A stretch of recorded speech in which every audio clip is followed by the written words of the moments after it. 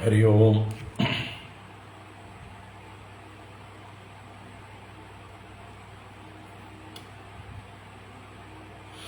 ഹരി ഓം. ഹരി ഓം.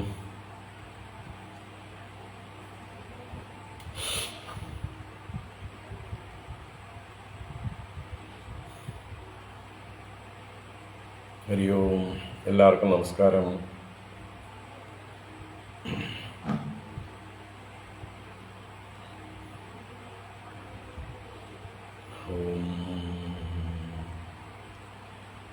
ശുക്ലാംബരധരം വിഷ്ണും ശശിവർണം ചതുർഭുജം പ്രസന്നവദനം ധ്യായേത് സർവവിഘ്നോപശാന്തയേ.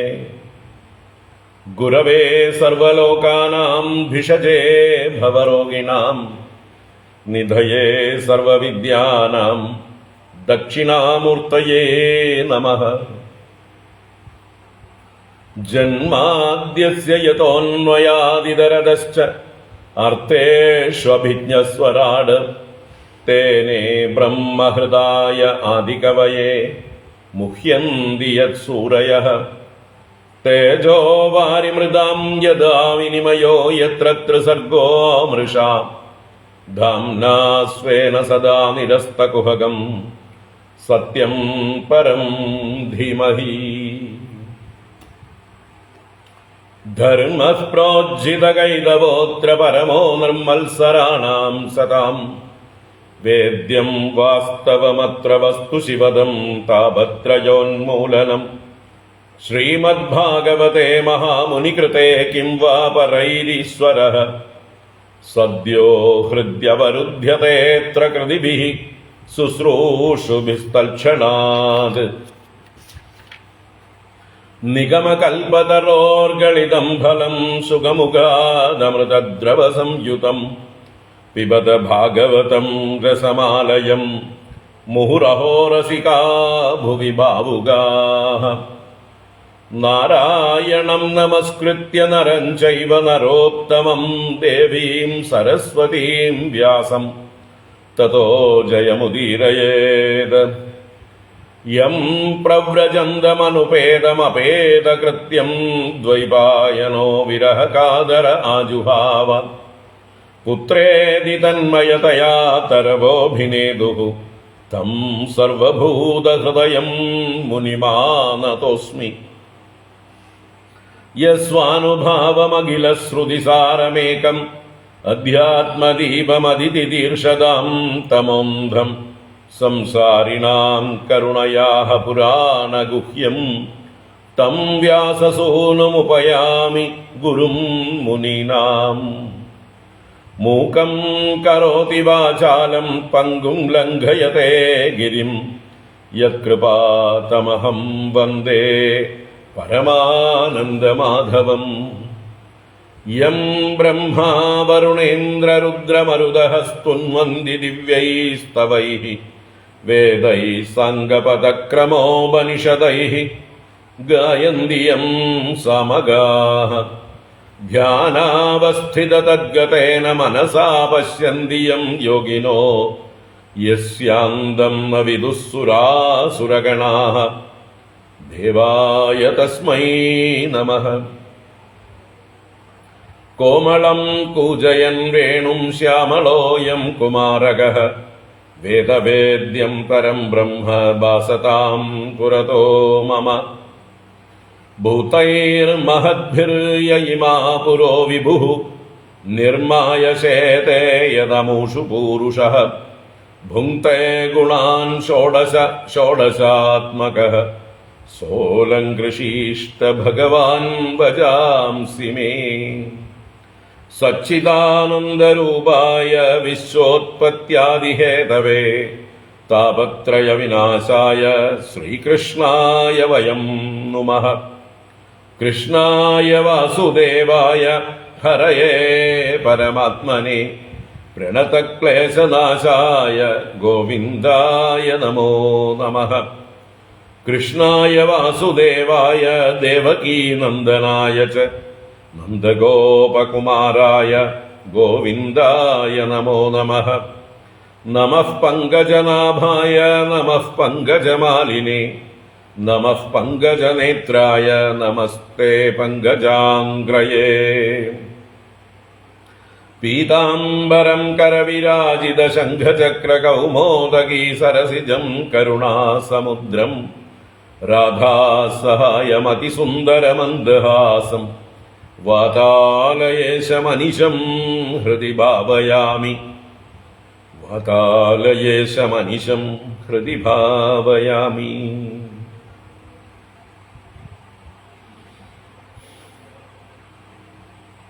ഓം നമോ ഭഗവതേ വാസുദേവായ. ഓം നമോ നാരായണായ. ഓം ശ്രീ ഗുരുവായൂരപ്പ ശരണം.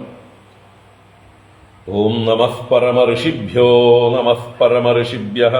ഓം ശ്രീ ഗുരുഭ്യോ നമഃ.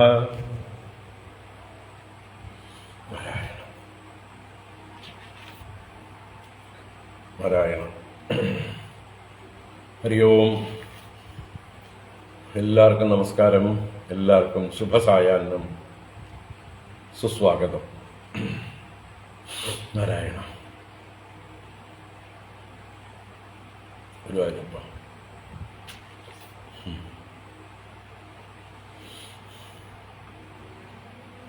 ഭാഗവത ജ്ഞാനഗംഗയിലേക്ക്, ശ്രീകൃഷ്ണ ലീലാമൃതത്തിലേക്ക് ഏവർക്കും സുസ്വാഗതം, സുസ്വാഗതം, സുസ്വാഗതം.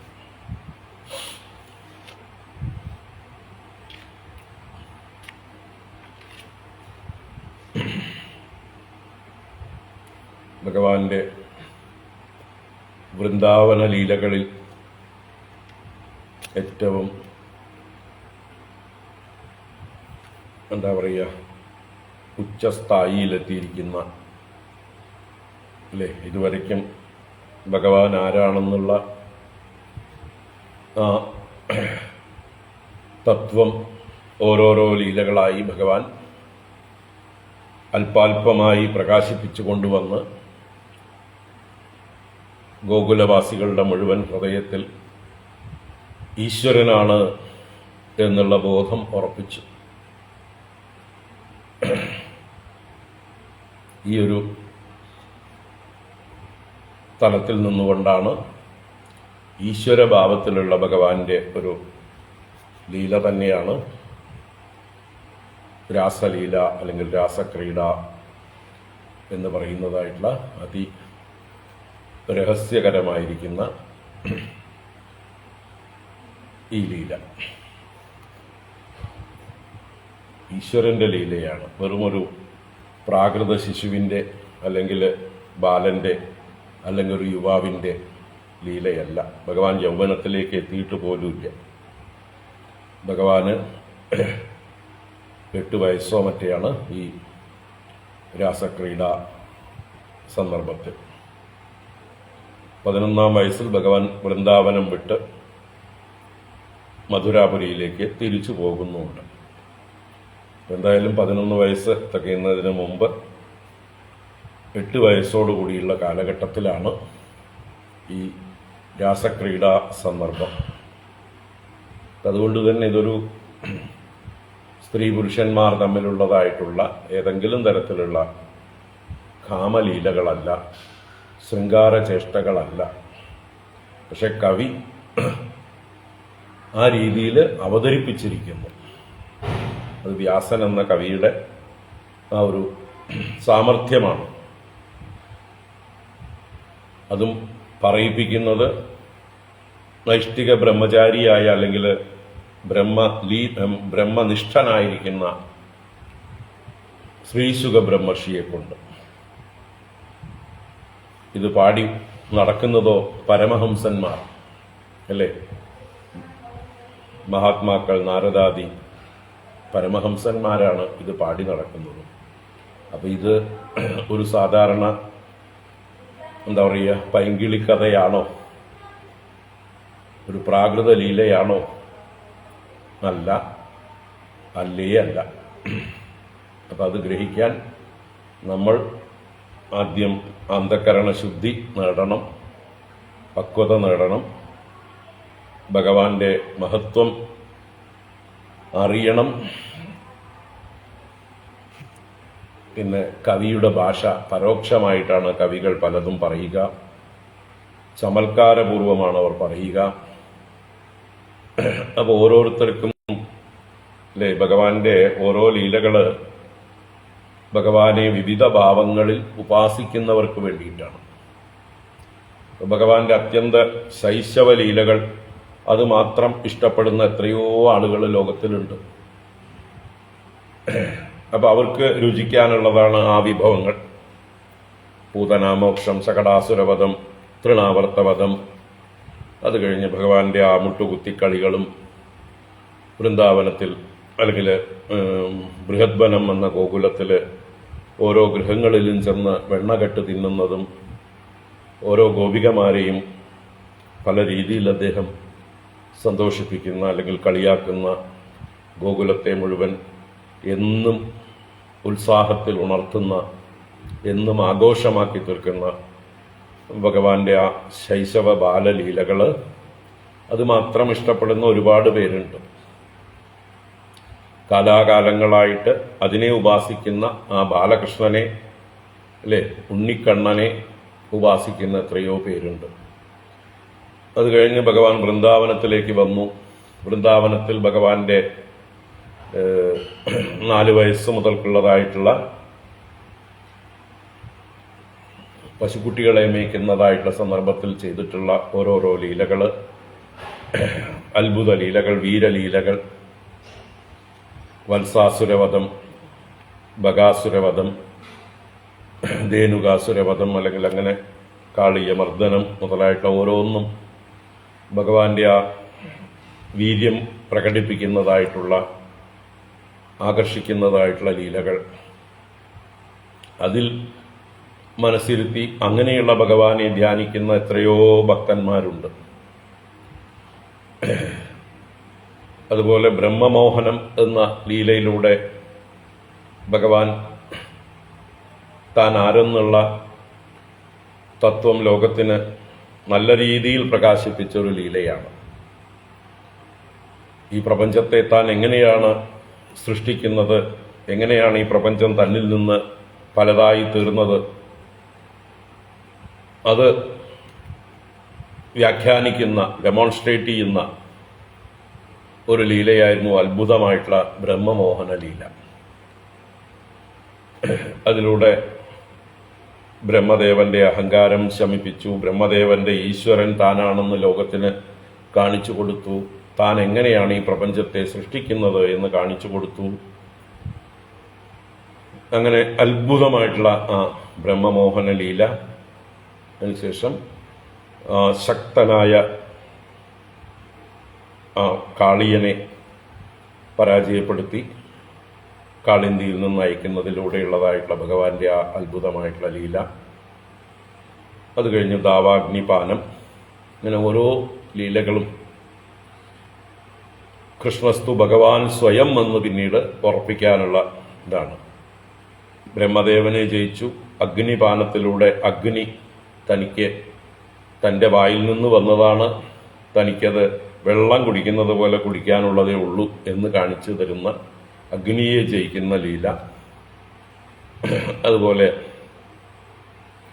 ഇന്ദ്രനെ ജയിച്ച ലീല കണ്ടു നമ്മൾ ഗോവർദ്ധന ഉദ്ധാരണത്തിലൂടെ. മഴയിൽ നിന്ന് ഗോകുലത്തെ ജയിച്ച് ഇന്ദ്രനെ പരാജയപ്പെടുത്തി ഇന്ദ്രന്റെ അഹങ്കാരം ശമിപ്പിച്ച ആ ഒരു കഥ. അപ്പോൾ ദേവേന്ദ്രനെ പോലും നിസാരനാക്കി ഭഗവാന്റെ മുമ്പിൽ ശിരസ് നമിച്ച് ഭഗവാനെ സ്തുതിക്കുന്ന ഭാവത്തിൽ കൃഷ്ണസ്തു ഭഗവാൻ സ്വയം എന്ന് വീണ്ടും പ്രഖ്യാപിച്ചു. ഇത് അവസാനമായിട്ട് വരുണനെ ജയിക്കുകയോ അല്ലെങ്കിൽ വരുണൻ ഭഗവാനെ പൂജിക്കുകയോ ചെയ്യുന്നതായിട്ടുള്ള ആ കഥയിലൂടെയും ഭഗവാൻ ദേവാദിദേവനാണ്, മഹാദേവനാണ്, പരമേശ്വരനാണ്, ആ പ്രപഞ്ചത്തിന്റെ മുഴുവൻ സൃഷ്ടിസ്ഥിതി സംഹാരകർത്താവായ പരമാത്മസ്വരൂപനാണ്, ബ്രഹ്മസ്വരൂപനാണ്. ഈ കാര്യങ്ങളൊക്കെ ഇത്രയും ലീലകളെ കൊണ്ട് പടിയായിട്ട് കേൾക്കുന്നവരെയൊക്കെ ആ ഭഗവത് തത്വം അറിയിച്ചുകൊണ്ട് ഉയർത്തിക്കൊണ്ടുവന്നു. ഗോകുലത്തിലുള്ള എല്ലാവരെയും തന്നോടൊപ്പം ഉയർത്തിക്കൊണ്ടുവന്നു. അങ്ങനെ ഭഗവാന്റെ ആ ഒരു രാസക്രീഡ എന്നുള്ളതായിട്ടുള്ള ജീവ ഈശ്വര ഐക്യത്തിൻ്റെ, ആനന്ദത്തിൻ്റെ, രസത്തിൻ്റെ ആ അനുഭൂതി ആ തലത്തിലേക്ക് ഉയർത്താൻ വേണ്ടിയാണ് ഈ ലീല, ഈ രാസക്രീഡ എന്നുള്ളതായിട്ടുള്ള ലീല ഭഗവാൻ അവതരിപ്പിക്കുന്നത്. അത് വ്യാസനെ പോലെയുള്ള കവികൾ അതിമനോഹരമായി ശൃംഗാര രസം കലർത്തിക്കൊണ്ട്, അങ്ങനെയുള്ള ആളുകൾക്ക് രുചി നൽകിക്കൊണ്ട്, അല്ലേ, ഭിന്ന രുചിർഹി ലോകാഹ, ഈ ലോകത്തിലുള്ളവർ ഭിന്ന രുചിക്കാരാണ്, ഓരോരുത്തർക്കും ഓരോന്നിലാണ് അഭിരുചി. അപ്പോൾ എത്ര കൃഷ്ണഭക്തന്മാരാണ് ആ ഗോപിക നാഥനായ, രാധാനാഥനായ ഭഗവാനെ ഉപാസിക്കുന്നത് നോക്കൂ. ഗോപികാ ജീവനസ്മരണം, അല്ലെങ്കിൽ അല്ലേ, രാധാകൃഷ്ണ കീ ജയ്, രാധേ രാധേ രാധേ എന്ന് പാടിക്കൊണ്ട് ആ രാധയെയും ഗോപികമാരെയും ചേർത്തുകൊണ്ട് ഭഗവാനെ ഉപാസിക്കുന്ന എത്ര എത്ര എത്ര ഭക്തന്മാർ. അപ്പോൾ അവർക്ക് ഈ ഒരു ഭാവമാണ് ആദ്യം ആകർഷിച്ചത്.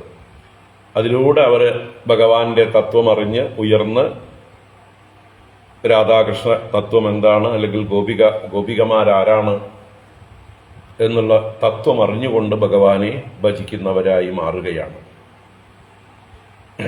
ഇനിയും ഭഗവാൻ തൻ്റെ യൗവന ലീലകൾ, കംസവധവും തുടർന്ന്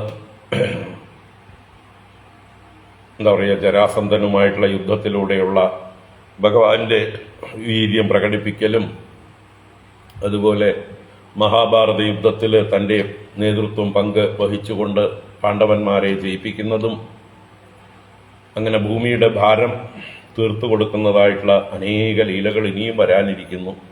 അപ്പോൾ ഇത് ഓരോന്നും ഓരോ തരക്കാർക്ക്, ഓരോ രുചിയുള്ളവർക്ക് ഉപാസിക്കാൻ വേണ്ടി, അല്ലേ, പാർത്ഥസാരഥിയായ ഭഗവാനെ ഉപാസിക്കുന്ന എത്രയോ പേരുണ്ട്.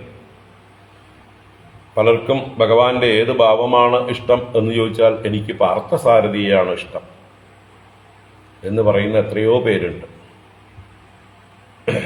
അതുപോലെ ഗൃഹസ്ഥനായ ഭഗവാനെ, രുക്മിണി സമേതനായി, സത്യഭാമ സമേതനായിരിക്കുന്ന ഉത്തമ ഗൃഹസ്ഥനായി ലീല ചെയ്യുന്നതായിട്ടുള്ള ഭഗവാനെ ഇഷ്ടപ്പെടുന്ന എത്രയോ ആളുകളുണ്ട്. കുചേലനെ അനുഗ്രഹിക്കുന്നതായിട്ടുള്ള ഭഗവാനെ ആരാധിക്കുന്ന എത്രയോ ആൾക്കാരുണ്ട്, അല്ലേ. സന്താന ഗോപാലത്തിലൂടെ അർജുനനെയും ആ ബ്രാഹ്മണനെയും അനുഗ്രഹിക്കുന്ന ഭഗവാനെ ഉപാസിക്കുന്ന എത്രയോ മഹജ്ജനങ്ങളുണ്ട്, ഭക്തജനങ്ങളുണ്ട്. ഇപ്പം ഇത് ഓരോന്നും ഒരു ഭഗവാന്റെ ശ്രീകൃഷ്ണ ലീല എന്ന് പറഞ്ഞാൽ എന്താ പറയുക, ഒരു തിരഞ്ഞെടുക്കാനുള്ള ചോയ്സ് നമുക്ക് ധാരാളം തരികയാണ്. ഒരു സൂപ്പർ മാർക്കറ്റിൽ പോയിട്ട് നമുക്ക് ഇഷ്ടമുള്ള സാധനങ്ങളൊക്കെ തിരഞ്ഞെടുക്കാവുന്നത് പോലെ, അല്ലെങ്കിൽ ഒരു ബൊഫെ പാർട്ടിയിൽ പോയിട്ട് നമുക്ക് ആവശ്യമുള്ളതായിട്ടുള്ള വിഭവങ്ങൾ മാത്രം തിരഞ്ഞെടുത്ത് നമുക്ക് സന്തോഷമായിട്ട് തൃപ്തിയായിട്ട് ഭക്ഷണം കഴിച്ച് പോരുന്നത് പോലെ,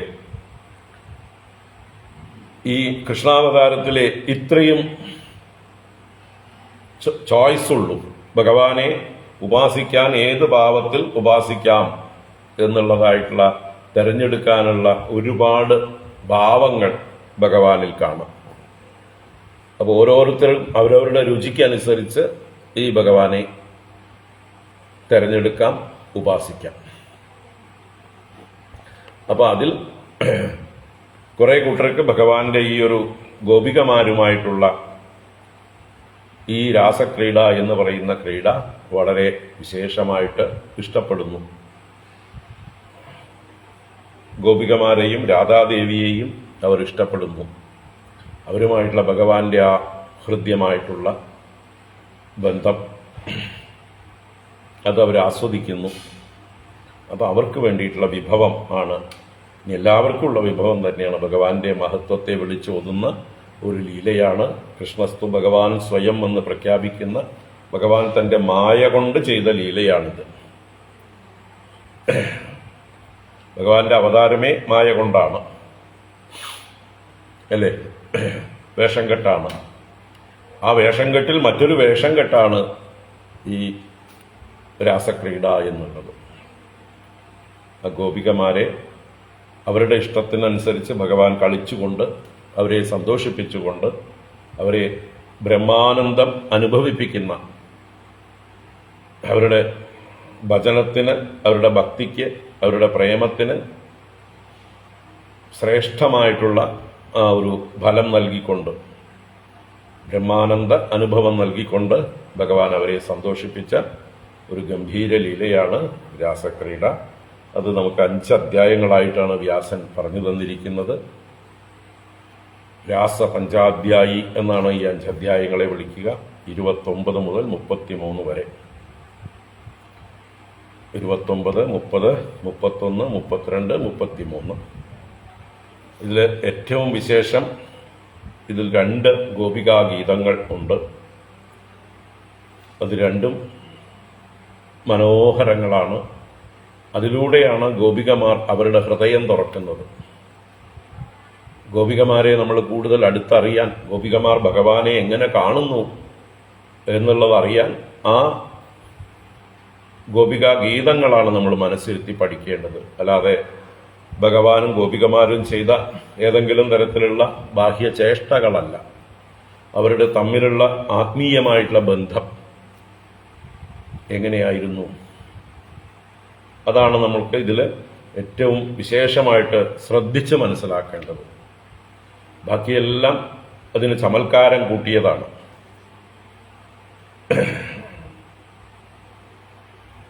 ഈ ആനന്ദത്തിന്റെ ഒരു ഉത്സവം, എക്സാജറേറ്റഡ് വേർഷൻ,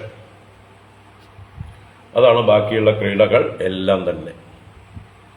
അപ്പോൾ രസസ്വരൂപനായ ഭഗവാനെ ഗോപികമാർ ഏറ്റവും അടുത്ത് അനുഭവിക്കുന്ന, അറിയുന്ന ആ അനുഭവമാണ് രാസാനുഭവം, ആനന്ദാനുഭവം. രാസം എന്ന് പറഞ്ഞാൽ ആനന്ദം തന്നെ, അല്ലെങ്കിൽ രസം എന്ന് പറഞ്ഞാൽ ആനന്ദം തന്നെ, രസം എന്ന് പറഞ്ഞാൽ ഭഗവാൻ തന്നെ. ഉപനിഷത്ത് പറയുന്നതാണ്, തൈത്തിരീയ ഉപനിഷത്തിൽ വരുന്നുണ്ട്, രസോ വൈ സഹ, രസോ വൈ സഹ, അവൻ, സഹ എന്ന് പറഞ്ഞാൽ ആ ബ്രഹ്മം, അത് രസസ്വരൂപമാണ്, ആനന്ദസ്വരൂപമാണ്, എല്ലാറ്റിൻ്റെയും സാരവുമാണ്. രസമെന്നാൽ സാരമെന്നും അർത്ഥം. അപ്പൊ എല്ലാറ്റിൻ്റെയും സാരമാണ്, അത് ആനന്ദസ്വരൂപമാണ്. രസഗൃഹ്യേവായം ലബ്ധ്വാനന്ദീ ഭവതി. ആ രസം ലഭിച്ചാൽ, ആർക്കാണോ ആ രസം ലഭിക്കുന്നത്, രസസ്വരൂപനായ ഭഗവാനെ ലഭിക്കുന്നത്, അവൻ ആനന്ദിയായി ഭവിക്കുന്നു, അവൻ പരമാനന്ദം അനുഭവിക്കുന്നു എന്നാണ് ഉപനിഷത്ത് പറയുന്നത്. ആ ഒരു ഉപനിഷത്ത് മന്ത്രത്തിന്റെ ഒരു വ്യാഖ്യാനമാണ് ഈ രാസക്രീഡ. ഉപനിഷത്തുകളൊക്കെ പഠിച്ചതിന് ശേഷമാണ് രാസക്രീഡ മനസ്സിലാക്കേണ്ടത്, രാസക്രീഡയിലേക്ക് പ്രവേശിക്കേണ്ടത്.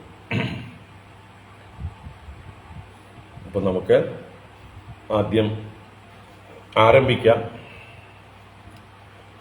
ഓരോ ഭാഗത്തും എത്തുമ്പോൾ നമുക്ക് വിശദമാക്കേണ്ട കാര്യങ്ങൾ വിശദമാക്കാം.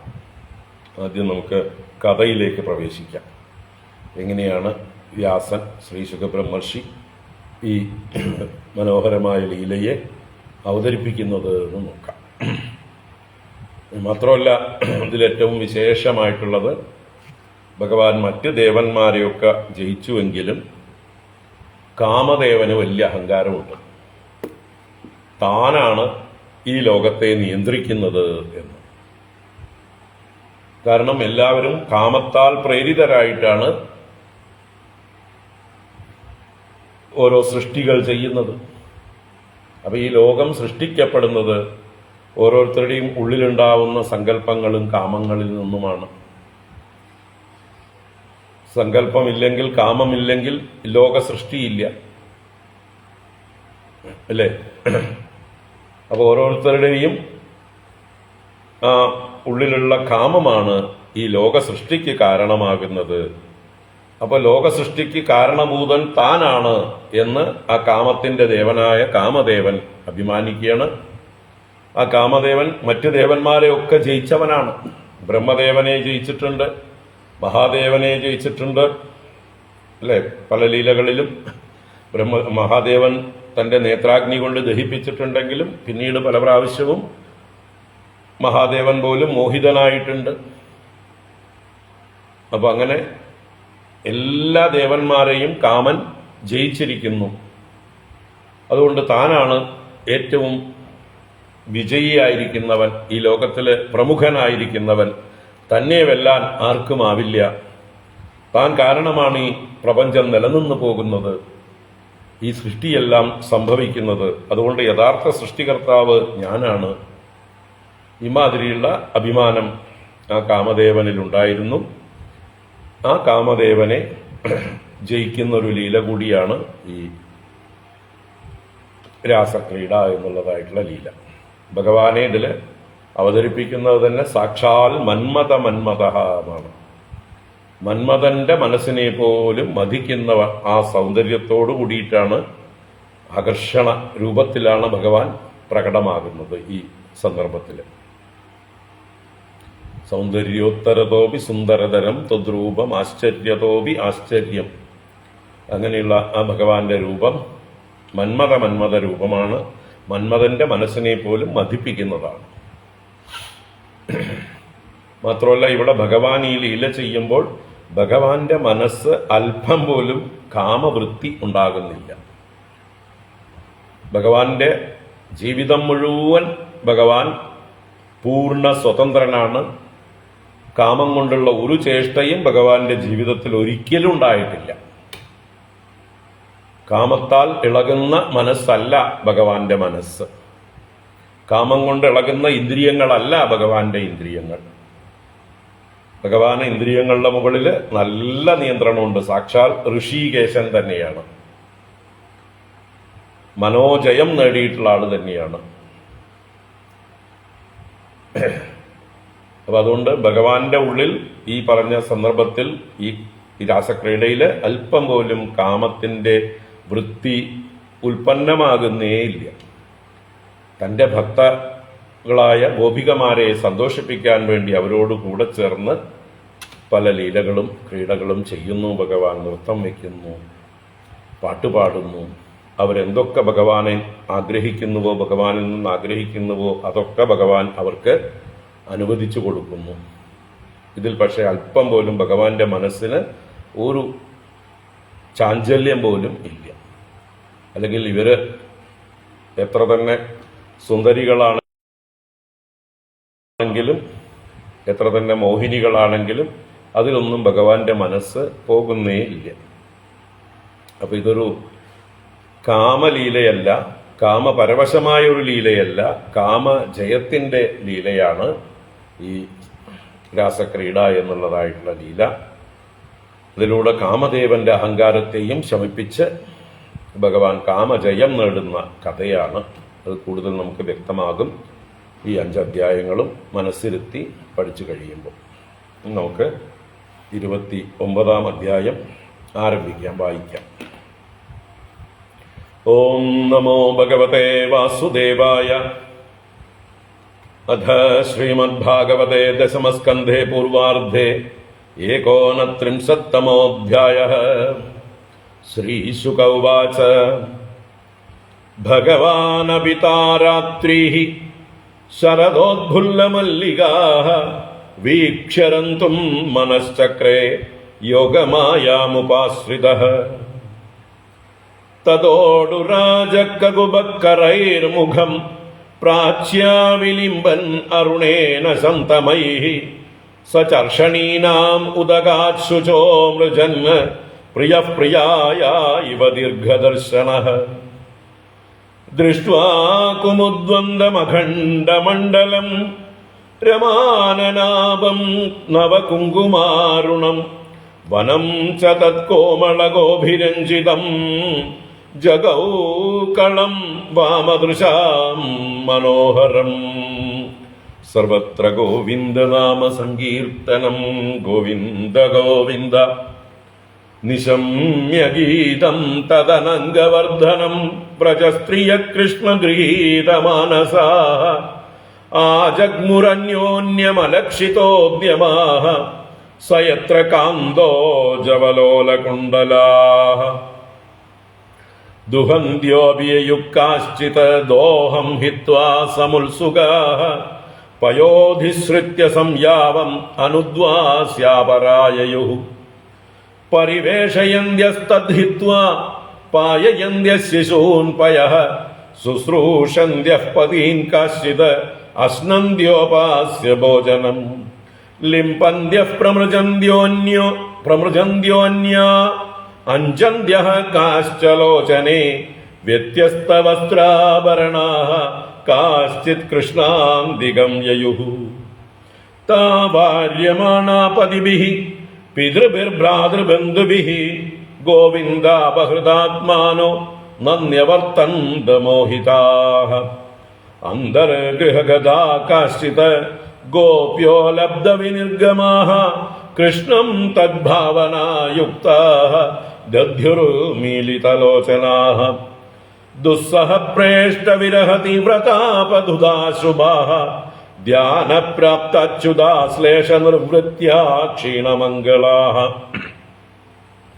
തമേവ പരമാത്മാനം ജാരബുദ്ധ്യാ വിസംഗതാഃ ജഹുർഗുണമയം ദേഹം സദ്യഃ പ്രക്ഷീണബന്ധനാഃ രാജോവാച കൃഷ്ണം വിദുഃ പരം കാന്തം നതു ബ്രഹ്മതയാ മുനേ ഗുണപ്രവാഹോ പരമഃ താസാം ഗുണധിയാം കഥം ശ്രീശുക ഉവാച ഉക്തം പുരസ്താദേദത്തേ ചൈദ്യ സിദ്ധിം യദാഗതഃ ദ്വിഷന്നപി ഹൃഷീകേശം കിമുദാദോക്ഷജ പ്രിയാഃ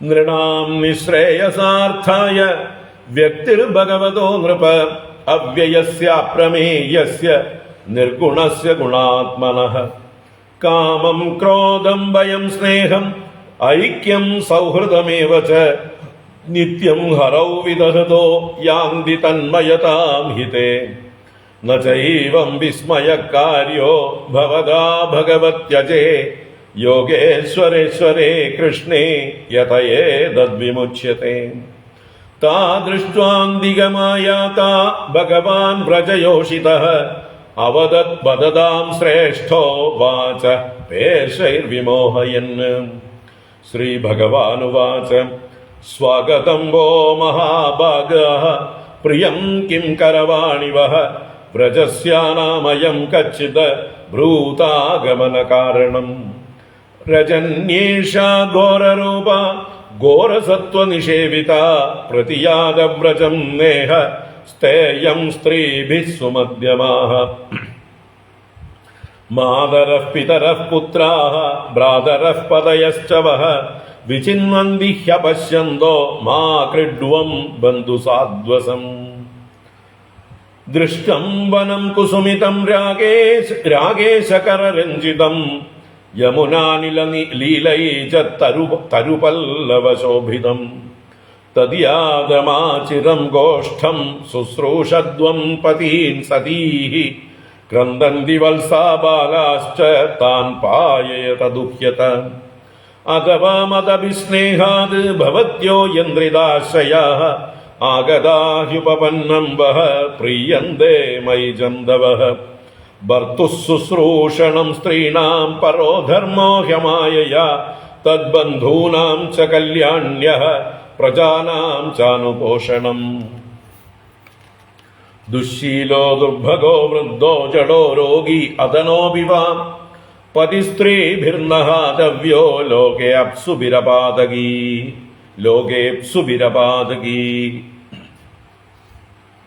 അസ്വർഗ്യമയശസ്യം ച ബൽഗു കൃച്ഛ്രം ഭയാവഹം ജുഗുപ്സിതം ച സർവത്ര ഔപപത്യം കുലസ്ത്രിയാഃ ശ്രവണാദ് ദർശനാദ്ധ്യാനാത് മയി ഭാവോനുകീർത്തനാത് ന തഥാ സന്നികർഷേണ പ്രതിയാത തതോ ഗൃഹാൻ ശ്രീശുക ഉവാച ഇതി വിപ്രിയമാകർണ്യ ഗോപ്യോ ഗോവിന്ദഭാഷിതം വിഷണ്ണാ ഭഗ്നസങ്കൽപാഃ ചിന്താമാപുർദുരത്യയാം കൃത്വാ മുഗാന്യവ ശുചശ്വസനേന ശുഷ്യത ബിംബാധരാണി ചരണേന ഭുവം ലിഗന്ധ്യഃ അശ്രൈരുപാക്തമഷിഭിः കുചകുങ്കുമാനി തസ്തുർമൃജന്ത്യ ഉരുദുഃഖഭരാസ്മതൂഷ്ണീം പ്രേഷ്ടം പ്രിയേതരമിവ പ്രതിഭാഷമാണം കൃഷ്ണം തദർത്ഥ വിനിവർത്തിത സർവകാമാഃ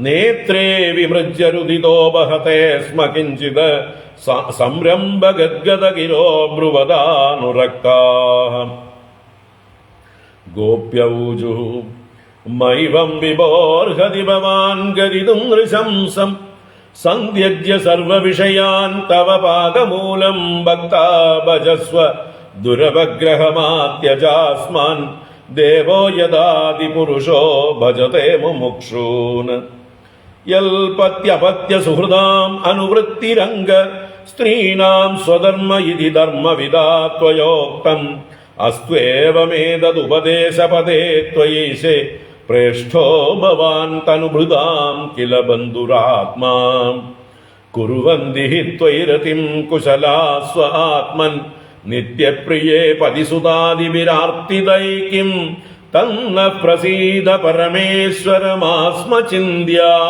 ആശാമൃതാം ത്വയി ചിരാദരവിന്ദനേത്ര ചിത്തം സുഖേന ഭവതാപഹൃതം ഗൃഹേഷു യം നിർവിശത്യുതകരൗ അപി ഗൃഹ്യകൃത്യേ പാദൗ പദം ന ചലതസ്തവ പാദമൂലാത് യാമക്കദം വ്രജമധോ കരവാമ കിം വാ സിഞ്ചാംഗനസ്ത്വദരാമൃതപൂർവകേണ ഹാസാവലോക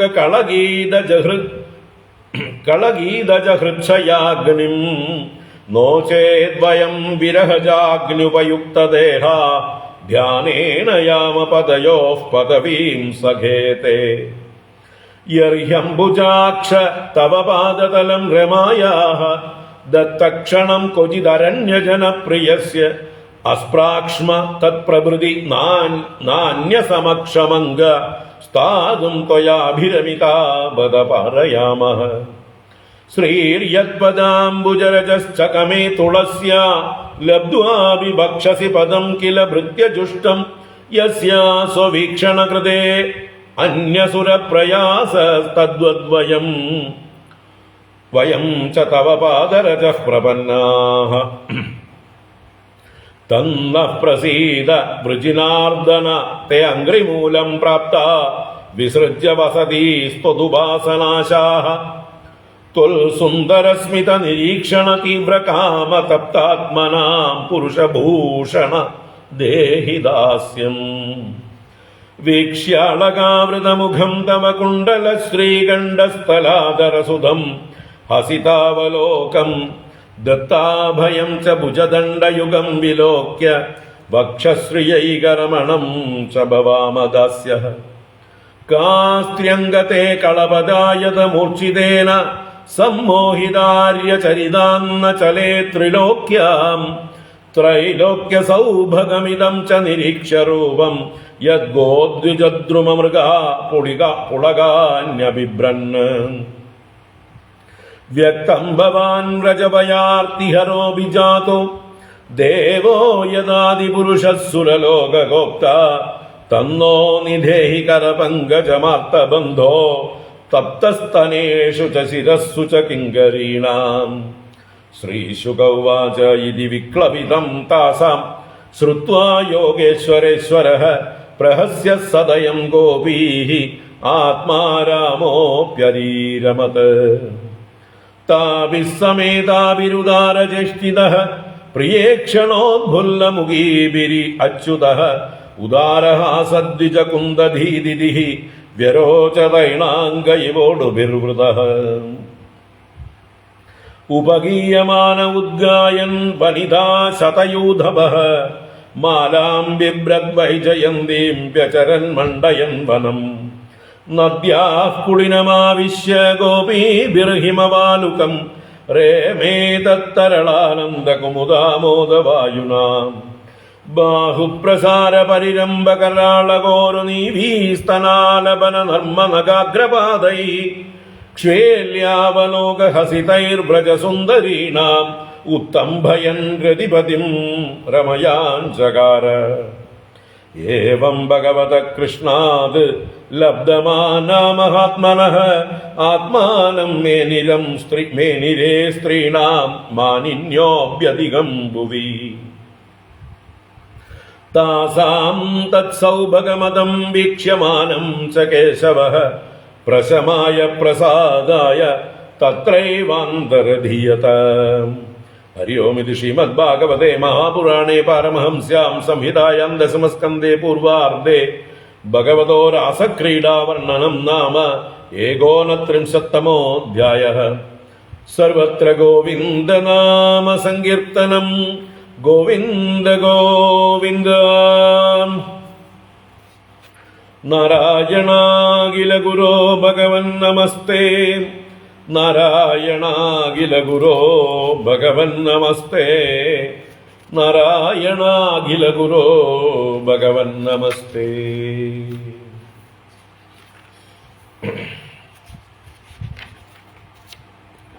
ഹരേ നാരായണ.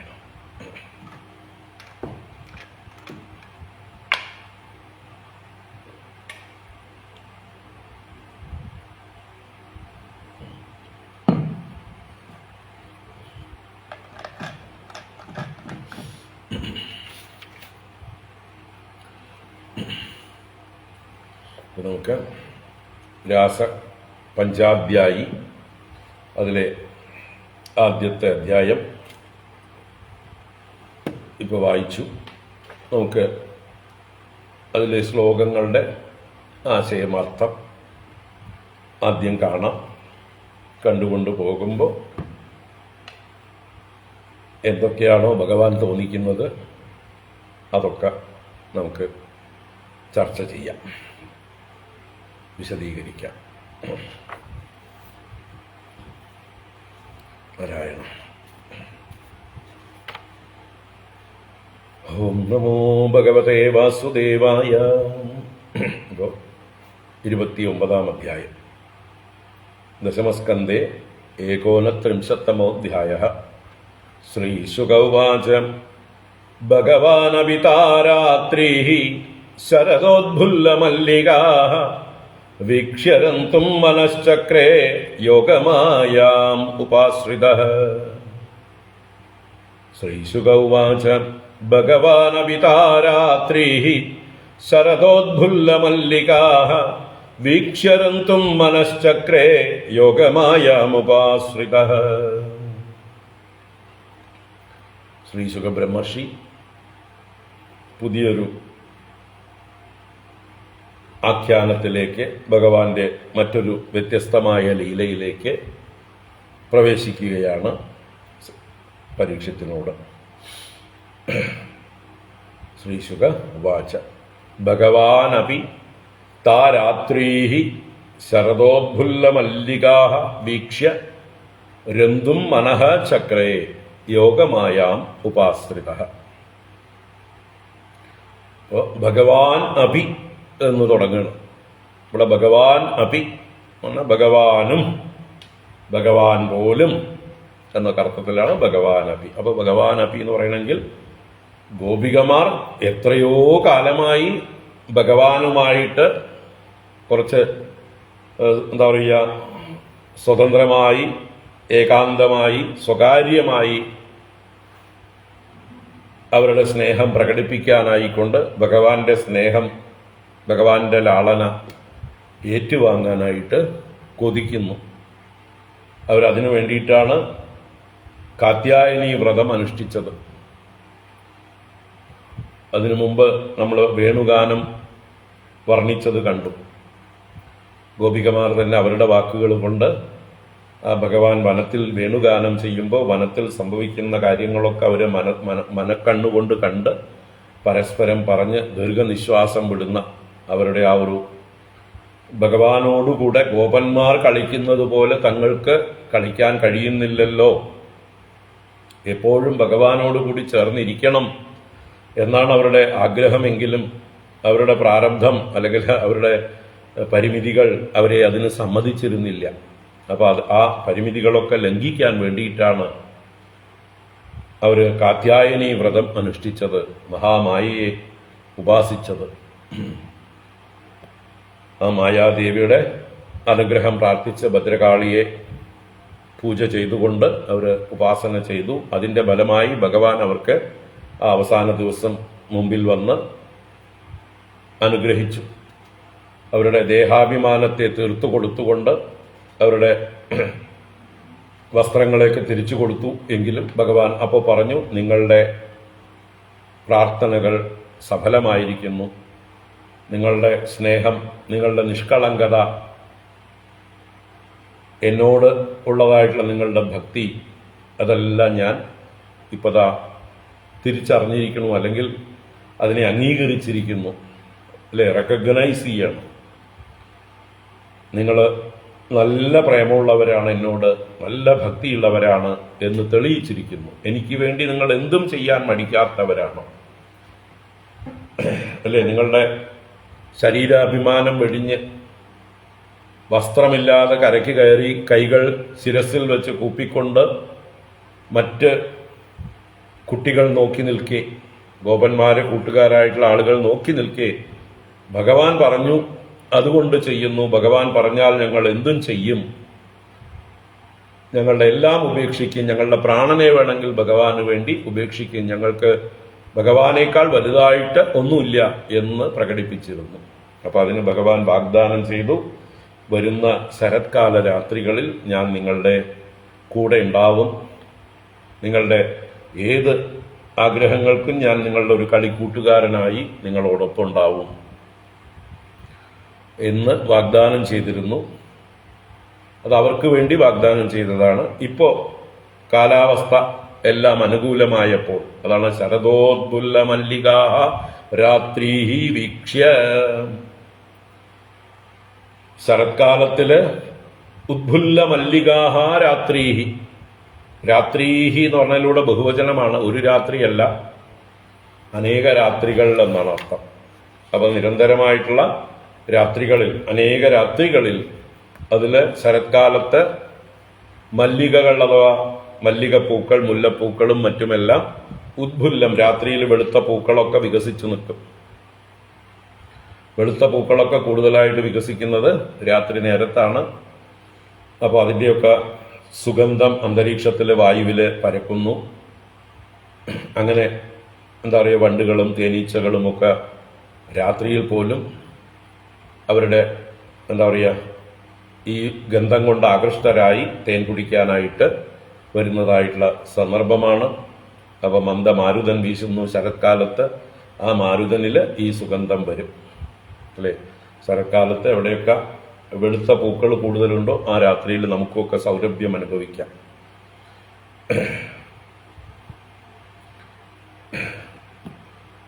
നമ്മുടെ എന്താ പാല വൃക്ഷങ്ങൾ പോലും പൂക്കുന്നത് ഈ ശരത്കാല രാത്രികളിലാണ്. ആ പാലയിൽ നിന്നുള്ളതായിട്ടുള്ള ഗന്ധം നല്ല സുഗന്ധമാണ്, അനുഭവിച്ചിട്ടുള്ളവർക്ക് അറിയാം.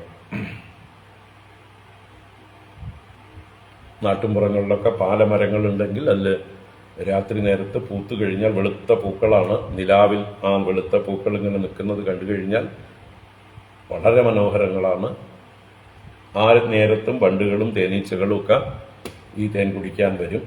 ആ സമയത്തുള്ള മന്ദമാരുതനിൽ ഇതിൻ്റെ പാലപ്പൂവിൻ്റെ ഗന്ധം വളരെ ഹൃദ്യമാണ്. അപ്പം അങ്ങനെ വെളുത്ത പൂക്കളുടെയൊക്കെ ഗന്ധം അന്തരീക്ഷത്തിൽ പരന്നിരിക്കുന്ന, വെളുത്ത പൂക്കളെല്ലാം വികസിച്ച് ആ ചന്ദ്രന്റെ കിരണങ്ങളെ പ്രതിഫലിപ്പിക്കുന്ന അതിമനോഹരമായിട്ടുള്ള ദൃശ്യമാണ് ഈ ശരത്കാല രാത്രികൾ. അതാണ് ശരത്തിലെ ഉദ്ബുല്ല മല്ലികാഹ താഹ രാത്രി. ആ രാത്രികൾ അത് കണ്ടിട്ട് വീക്ഷ്യ ഭഗവാനും താൻ വാഗ്ദാനം ചെയ്തത് ഓർത്തുകൊണ്ട് സമയമായി ആ ഗോപികമാരുടെ എന്താ ആഗ്രഹങ്ങൾ സാധിച്ചു കൊടുക്കാൻ അവരുടെ കൂടെ തനിക്ക് ഏകാന്തത്തിൽ സമയം ചിലവഴിക്കാനുള്ള അവസരമാണിപ്പോൾ എന്ന് കരുതിക്കൊണ്ട് രന്തും മനഃ ചക്രേ, രന്തും രമിക്കുവാൻ, കളിക്കുവാൻ, ക്രീഡിക്കുവാൻ, മനഃ ചക്രേ മനസ്സിനെ ചെയ്തു, നിശ്ചയം ചെയ്തു എന്നർത്ഥം. ഭഗവാൻ നിശ്ചയിച്ചു. എങ്ങനെയാ ഭഗവാൻ കളിക്കാൻ തീരുമാനിച്ചത്? യോഗമായാം ഉപാശ്രിത. യോഗമായയെ സ്വീകരിച്ചുകൊണ്ട് എന്ന് വെച്ചാൽ ഭഗവാന്റെ ഒരു വേഷം കെട്ടൽ തന്നെയാണെന്നർത്ഥം. യോഗമായ എന്ന് പറഞ്ഞാൽ ഭഗവാന്റെ കോസ്റ്റ്യൂമാണ്. ഓരോ നാടകത്തിന് ഓരോ തരം കോസ്റ്റ്യൂം. അപ്പൊ ഭഗവാൻ ഈ ഗോപികമാരെ സന്തോഷിപ്പിക്കാനായിക്കൊണ്ട് തന്റെ മായയെ സ്വീകരിച്ചുകൊണ്ട് കളിക്കാൻ തീരുമാനിച്ചു എന്നാണ്. മായ കൊണ്ടാണ് ഭഗവാൻ ലീല ചെയ്യുന്നത്. ഭഗവാന് സ്വരൂപത്തിൽ ഒരു ചലനവുമില്ല. തദ്ദേജതി തന്നൈജതി എന്നൊക്കെ ഉപനിഷത്ത് പറയുമ്പോൾ തന്നൈജതി തന്നൈജതി തത് ന ഏജതി എന്നാണ്. തദ്ദേജതി എന്ന് പറയുമ്പോൾ അത് ചലിക്കുന്നു. ന ഏജതി എന്ന് പറഞ്ഞാലോ അത് ചലിക്കുന്നില്ല. ഈശാവാസ്യ ഉപനിഷത്തിലെ മന്ത്രങ്ങളാണ് ബ്രഹ്മത്തെക്കുറിച്ച് പ്രതിപാദിക്കുന്നത്. അപ്പൊ ന ഏജതി അത് ചലിക്കുന്നില്ല, അത് അനങ്ങുന്നില്ല. എവിടെ? അതിന്റെ സ്വരൂപത്തിൽ ചലിക്കുന്നില്ല. അതിന്റെ എന്താ പറയുക, ഉപാധികളാണ് ചലിക്കുന്നത്. അതുപോലെ ഇവിടെ ഭഗവാന്റെ ഈ ശരീരം, ഈ അവതാരമൂർത്തി, ഈ വേഷം, ഇത് പല ലീലകളും ചെയ്യുമ്പോഴും ഭഗവാന് സ്വരൂപത്തിൽ നിന്ന് അല്പം പോലും ഇളക്കമില്ല. അച്യുതൻ തന്നെയാണ് എപ്പോഴും ഭഗവാൻ. സ്വരൂപ വിസ്മൃതിയില്ലാതെ ആ ബ്രഹ്മസ്വരൂപനായി, ആനന്ദസ്വരൂപനായി, ആനന്ദത്തിന് ഭൗതികമായിട്ടുള്ള ഒന്നിനെയും ആശ്രയിക്കേണ്ട ഗതികേടില്ലാത്തവനായി, പരിപൂർണ ആനന്ദത്തിൽ രമിക്കുന്നവനായി ഭഗവാൻ ഇരിക്കുന്ന അവസ്ഥയാണ്. അപ്പൊ ബ്രഹ്മസ്വരൂപനാണ് ഭഗവാൻ, ആ സ്വരൂപത്തിൽ ഇരിക്കുകയാണ്. അപ്പൊ പിന്നെ ഈ ലീലകളൊക്കെയോ അത് നാടകം. അതാണ് യോഗമായാം ഉപാശ്രിത. ഈ പദങ്ങൾക്കൊക്കെയാണ് വളരെ പ്രാധാന്യം. ഇത് കാണാതെ നമ്മൾ വെറും കഥ മാത്രം വായിച്ചു പോയാൽ വിഡ്ഢികളാണ്. അപ്പൊ അതിനാണ് പ്രത്യേകം പ്രയോഗിച്ചത് യോഗമായാം ഉപാശ്രിത. ഞാൻ മുമ്പേ പറഞ്ഞില്ലേ, ഭഗവാന്റെ അവതാരം തന്നെ യോഗമായയെ കൊണ്ടാണ്. ഭഗവാൻ ഗീതയിലൊക്കെ ആവർത്തിച്ച് പറഞ്ഞിട്ടുണ്ട് അല്ലെ? പ്രകൃതിം സ്വാം അപഷ്ടഭ്യ സംഭവാമി ആത്മമായയാ. എന്റെ മായ കൊണ്ട്, എന്റെ പ്രകൃതിയെ സ്വീകരിച്ചുകൊണ്ട്, പ്രകൃതിയെ ഞാൻ ഉപയോഗിച്ചുകൊണ്ട് ഞാൻ സംഭവിക്കുന്നു. യഥാ യഥാ ഹി ധർമ്മസ്യ ഗ്ലാനിർഭവതി ഭാരത അഭ്യുത്ഥാനമധർമ്മസ്യ തദാത്മാനം സൃജാമ്യഹം. അപ്പോൾ ലോകത്തില് ആവശ്യം വരുമ്പോൾ ഏത് സൂട്ടാണോ, ഏത് വേഷമാണോ ഉചിതമായിരിക്കുന്നത്, ആ വേഷത്തിൽ ഞാൻ ഇറങ്ങി വരുന്നു. അപ്പൊ മായ കൊണ്ടാണ് ഭഗവാന്റെ അവതാരം. ആ മായയിൽ പിന്നെയും ഒരു മായയാണ് ഇവിടുത്തെ ഭഗവാന്റെ ഈ ലീല. ഗോപികമാരുമായിട്ട് അവരുടെ ഇഷ്ടത്തിന് വഴങ്ങിക്കൊടുത്തുകൊണ്ട് അവരുടെ കൂടെ ചേർന്ന് കളിക്കുന്നു. അങ്ങനെ കളിക്കുമ്പോഴും ഭഗവാന്റെ മനസ്സിൽ യാതൊരു തരത്തിലുള്ള വൃത്തികളും ഇല്ല. അഖണ്ഡ ബ്രഹ്മാകാര വൃത്തിയിൽ തന്നെയാണ്, സമാധിനിഷ്ഠൻ തന്നെയാണ് ഭഗവാൻ. അപ്പൊ നമുക്കും നമ്മുടെ സംസാര ജീവിതം നയിക്കുമ്പോഴും ഈ ഒരു സ്വരൂപബോധത്തിൽ ഇരിക്കാൻ കഴിഞ്ഞാൽ നമ്മൾ എന്ത് ചേഷ്ടിച്ചാലും ഒരു വിരോധവുമില്ല.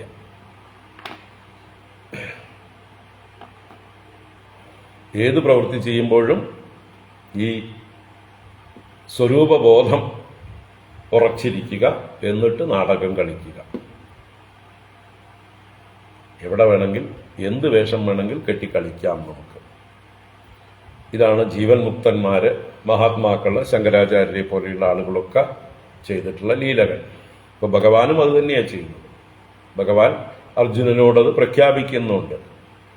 നമേ പാർത്ഥാസ്തി കർത്തവ്യം ത്രിഷു ലോകേഷു കിഞ്ചന നാനവാപ്തം അവാപ്തവ്യം വർത്തയേവ ച കർമ്മണി. ഈ 3 ലോകത്തിലും എനിക്ക് പ്രാപിക്കാനായിട്ടൊന്നുമില്ല, ഞാൻ പ്രാപിക്കാത്തതായിട്ടും ഒന്നുമില്ല. എങ്കിലും ഞാൻ പ്രവർത്തിച്ചു കൊണ്ടേയിരിക്കുന്നു. ലോകത്തിന് മാതൃക കാണിക്കാനായി, ലോകത്തെ ഒത്തൊരുമിപ്പിച്ച് കൊണ്ടുപോകാനായി, ലോകത്തെ നിലനിർത്താനായി, ലോകസംഗ്രഹത്തിനായി കൊണ്ട് ഞാൻ പ്രവർത്തിച്ചു കൊണ്ടേയിരിക്കുന്നു. എനിക്കതിൽ നിന്ന് യാതൊരു നേട്ടവും ഉണ്ടായിട്ടല്ല. എനിക്ക് നേട്ടം ഞാൻ ആഗ്രഹിക്കുന്നുമില്ല, ആവശ്യവുമില്ല. കാരണം ഞാൻ സ്വയം പൂർണ്ണനാണ്. പൂർണ്ണനായിട്ടുള്ള എനിക്ക് എന്തിൻ്റെ കാമമാണുള്ളത്, എന്തിൻ്റെ ആഗ്രഹമാണുള്ളത്? അപ്പോൾ ഭഗവാൻ ആരാണ്? ഭഗവാൻ പൂർണ്ണകാമനാണ്, ആപ്തകാമനാണ്. അങ്ങനെയുള്ള ഭഗവാന് ഒരു തരത്തിലുള്ള കാമവൃത്തിയും ഇല്ല. അതുകൊണ്ടാണ് ഇവിടെ മായ യോഗമായ ഉപാശ്രിത എന്നത് അടിവരയിട്ട് മനസ്സിലാക്കുക. ലോകങ്ങളെ മുഴുവൻ മോഹിപ്പിക്കുന്നതാണ് ഭഗവാന്റെ മായ. ഈ കഥ കേൾക്കുന്ന നമ്മളും ഭഗവാന്റെ മായ കൊണ്ട് മോഹിതരായിട്ടാണ് ഈ കഥയുടെ തത്വം അറിയാതെ കിടന്ന് അല്ലേ ഭ്രമിക്കുന്നത്.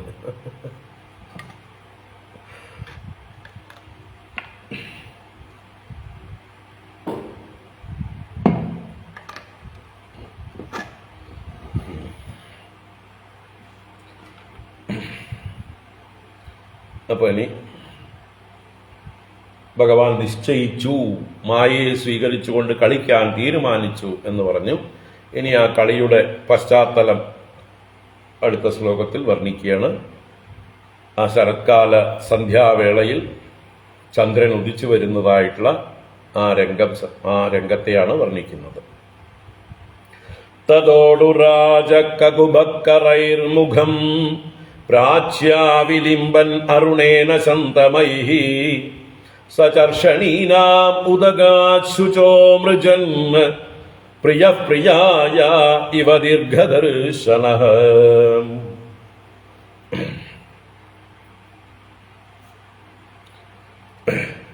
തതോടു രാജകകുബക്കറൈർമുഖം പ്രാച്യാവിലിംബൻ അരുണേന ശന്തമൈഃ സചർഷണീനാമുദഗാശുചോ മൃജൻ പ്രിയഃ പ്രിയായ ഇവ ദീർഘദർശനഃ. ആ ചന്ദ്രൻ ഉദിച്ചു വരുന്ന രംഗത്തെ നല്ലൊരു ഉപമ കൊണ്ട് വർണ്ണിച്ചുകൊണ്ടാണ് തുടക്കം. എന്തൊരു കാവ്യഭംഗി നോക്കുക. ഇവിടെയൊക്കെ കാവ്യഭംഗിയാണ് നമ്മൾ ആസ്വദിക്കേണ്ടത്. അപ്പോ തഥാ ഉടുരാജ, ഉടുരാജൻ ചന്ദ്രൻ, ഉടൂനാം രാജ, ഉടുക്കൾ എന്നാൽ നക്ഷത്രം, ആ നക്ഷത്രങ്ങളുടെ എല്ലാം പതി, എല്ലാ നക്ഷത്രങ്ങളുടെയും നാഥനാണ് ഉടുപൻ എന്നറിയപ്പെടുന്ന ഉടുരാജൻ എന്നൊക്കെ പറയുന്ന ചന്ദ്രൻ. അപ്പൊ ഉടുരാജ ചന്ദ്ര. അപ്പൊ അദ്ദേഹം എന്ത് ചെയ്യുന്നു? ആ കകുപ്പുക്കൾ എന്ന് പറഞ്ഞാല് ദിക്കുകൾ. ഏത് ദിക്ക്? പ്രാച്യാഹ കകുബഹ മുഖം. പ്രാച്യാഹ എന്ന് പറയുന്നത് പ്രാചീ എന്ന് പറഞ്ഞാൽ കിഴക്ക്. കിഴക്ക് ദിക്കിലാണല്ലോ സൂര്യോദയവും ചന്ദ്രോദയവും ഒക്കെ. അപ്പൊ പ്രാച്യാഹ കകുബഹ മുഖം, കിഴക്ക് ദിക്കിന്റെ മുഖത്തെ. മുഖം എന്ന് പറഞ്ഞാൽ ആ തുടങ്ങുന്ന ഭാഗം അല്ലെ, ചക്രവാളം, കിഴക്കൻ ചക്രവാളം ആരംഭിക്കുന്ന സ്ഥാനമായതുകൊണ്ടാണ് അതിന് മുഖം എന്ന് പറഞ്ഞ്. അപ്പോ ആ മുഖം എന്ത് ചെയ്യുന്നു? ഭഗവാൻ തന്റെ ശന്തമൈഹി കറൈഹി വിലിംബന്, ശന്തമങ്ങൾ അതിമംഗളങ്ങൾ, സുഖകരങ്ങൾ എന്നൊക്കെ അർത്ഥം. ശന്തനോതി മംഗളത്തെ ചെയ്യുന്നത് ശന്തമങ്ങൾ. അപ്പൊ അതിസുഖകരങ്ങളായ കരങ്ങളെ കൊണ്ട്, കരങ്ങൾ എന്നാൽ ഇവിടെ രശ്മികളെ കൊണ്ട്, വിലിംബന് ലേപനം ചെയ്തുകൊണ്ട്, ചർഷണീനാം ശുചഹ മൃജന്, ചർഷണികൾ എന്ന് പറഞ്ഞാല് പ്രാണികൾ എന്നർത്ഥം തന്നെയാണ്. ജന്തുക്കൾ, പ്രാണികൾ, അവരുടെയൊക്കെ ശുചഹ മൃജന്, ശുചഹ ശോകങ്ങളെ, ദുഃഖങ്ങളെ, മൃജന് മാർജനം ചെയ്തുകൊണ്ട്, തുടച്ചു നീക്കിക്കൊണ്ട്. എന്ന് പറഞ്ഞാൽ പകൽ മുഴുവൻ വെയിലേറ്റ് വാടിയതാണ് എല്ലാ ജീവജാലങ്ങളും, എല്ലാ ജന്തുക്കളും പകൽ സൂര്യന്റെ താപം കൊണ്ട് തളർന്നിരിക്കുകയാണ്. അവരുടെ പ്രാരബ്ധത്തിന്റെ അധ്വാനങ്ങളും ഉണ്ടാവും ഓരോരുത്തർക്കും അല്ലെ. ഓരോ ജീവജാലങ്ങളും പകൽ മുഴുവൻ അവരുടേതായിട്ടുള്ള വയറ്റുപഴപ്പിനായിട്ട് അധ്വാനിച്ചുകൊണ്ട് നടക്കുകയാണ്, ഇറങ്ങി ഓടുകയാണ്. രാവിലെ തൊട്ട് വൈകുന്നേരം വരെ ഇരതേടി നടന്ന് എല്ലാ ജീവജാലങ്ങളും ക്ഷീണിച്ചിരിക്കുന്നു, വെയിലേറ്റ് വാടിയിരിക്കുന്നു. അങ്ങനെയുള്ള എല്ലാ ജീവജാലങ്ങളുടെയും ചർഷണീനാം ശുചഹ മൃജന്, അതിനെയെല്ലാം തുടച്ച് വൃത്തിയാക്കിക്കൊണ്ട് ശാന്തമാക്കിക്കൊണ്ട് എന്നൊക്കെ അർത്ഥം. ആ ഉടുരാജൻ ഉദഗാദ്, ഉദഗാദ് എന്ന് പറഞ്ഞാല് ഉദ്ഗമിച്ചു എന്നർത്ഥമാണ്. ഉദ്ഗമിക്കുക എന്ന് പറഞ്ഞാൽ മുകളിലോട്ട് പൊങ്ങി വന്നു എന്നർത്ഥം. ഉദ് അഗാദ്, ഉദിച്ചു വന്നു എന്നർത്ഥം, പൊങ്ങി വന്നു. അത് ഏതുപോലെ?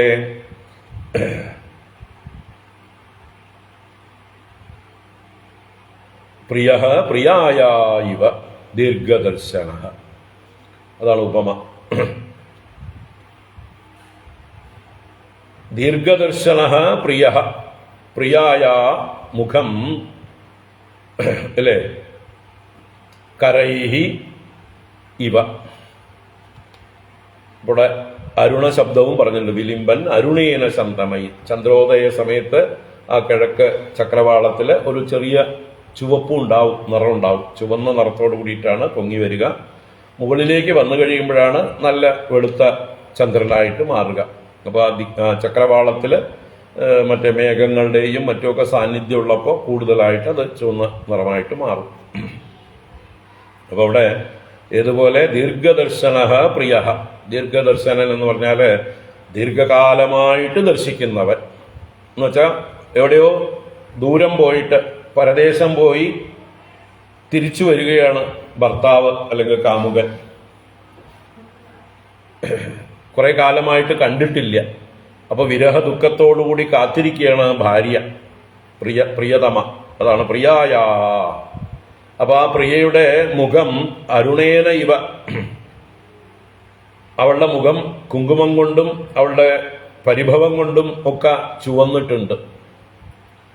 ഈ കിഴക്ക് മുഖം ചന്ദ്രന്റെ ഉദയത്തിൽ ശോഭിക്കുന്നത് പോലെ, ചുവക്കുന്നത് പോലെ ചെറുതായിട്ട് ഇവളുടെ മുഖവും കുങ്കുമം പരന്നിട്ടും അതുപോലെ പരിഭവം കൊണ്ടും എല്ലാമായിട്ട് ചുവന്നിട്ടുണ്ട് എന്നർത്ഥം. അപ്പൊ ദീർഘദർശന പ്രിയ, പ്രിയായാ മുഖം അരുണേന ഇവ. ഇനി അഥവാ താൻ തിരിച്ചു വരുമ്പോ ഭർത്താവ് സ്നേഹപൂർവം കുങ്കുമം ചാർത്തി കൊടുക്കുകയും ചെയ്യും അല്ലേ. ആ ഭാര്യ ഭർത്താവിനെ കാണാതെ വിഷമിച്ച് മുഖത്തൊരു കുങ്കുമ പൊട്ടുപോലും ധരിക്കാതെ, ആടയാഭരണങ്ങളൊന്നും വേണ്ട പോലെ ധരിക്കാതെ, അലങ്കാരങ്ങളൊന്നും ഇല്ലാതെ വിഷമിച്ചിരിക്കുകയാണ്. ആ വിഷമിച്ചിരിക്കുന്നതായിട്ടുള്ള ഭാര്യയെ കാണുമ്പോൾ ഭർത്താവ്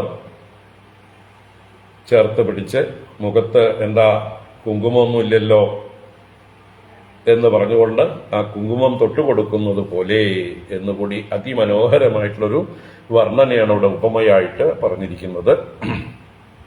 അപ്പൊ ഇങ്ങനെ കാമുകനോ ഭർത്താവോ വളരെ കാലം കഴിഞ്ഞ് കാമുകിയെ, പ്രിയതമയെ കാണുമ്പോൾ എങ്ങനെയാണോ ആശ്വസിപ്പിച്ചുകൊണ്ട് കുങ്കുമം തൊട്ടുകൊടുക്കുന്നത്, അതുപോലെ ചന്ദ്രൻ കിഴക്ക് മുഖത്ത്, ചക്രവാള മുഖത്ത് ഉദിച്ചു പൊങ്ങി എല്ലാവരുടെയും ശോകത്തെ മാർജനം ചെയ്തുകൊണ്ട്. ഇവിടെ കാമുകൻ കാമുകിയുടെ ശോകത്തെ മാർജനം ചെയ്യുന്നു, ചന്ദ്രൻ ലോകത്തിന്റെ മുഴുവൻ ശോകത്തെ മാർജനം ചെയ്യുന്നു. അപ്പൊ ചന്ദ്രനെ ആ ഒരു കുങ്കുമ പൊട്ടിനോട് പോലും ഉപമിച്ചിരിക്കുകയാണ്. കാമുകൻ കാമുകിയുടെ നെറ്റിയിൽ ചാർത്തുന്ന ഒരു കുങ്കുമ പൊട്ടുപോലെ ഉപമിച്ചിരിക്കുകയാണ് എന്നർത്ഥം. അപ്പൊ ഇത് എന്താ പറയുക, തുടക്കം തന്നെ ഗംഭീരം എന്നർത്ഥം അല്ലേ. Well begun is half done. നന്നായി തുടങ്ങിയാൽ പണി പൂർത്തിയായി എന്ന് തന്നെ അർത്ഥം.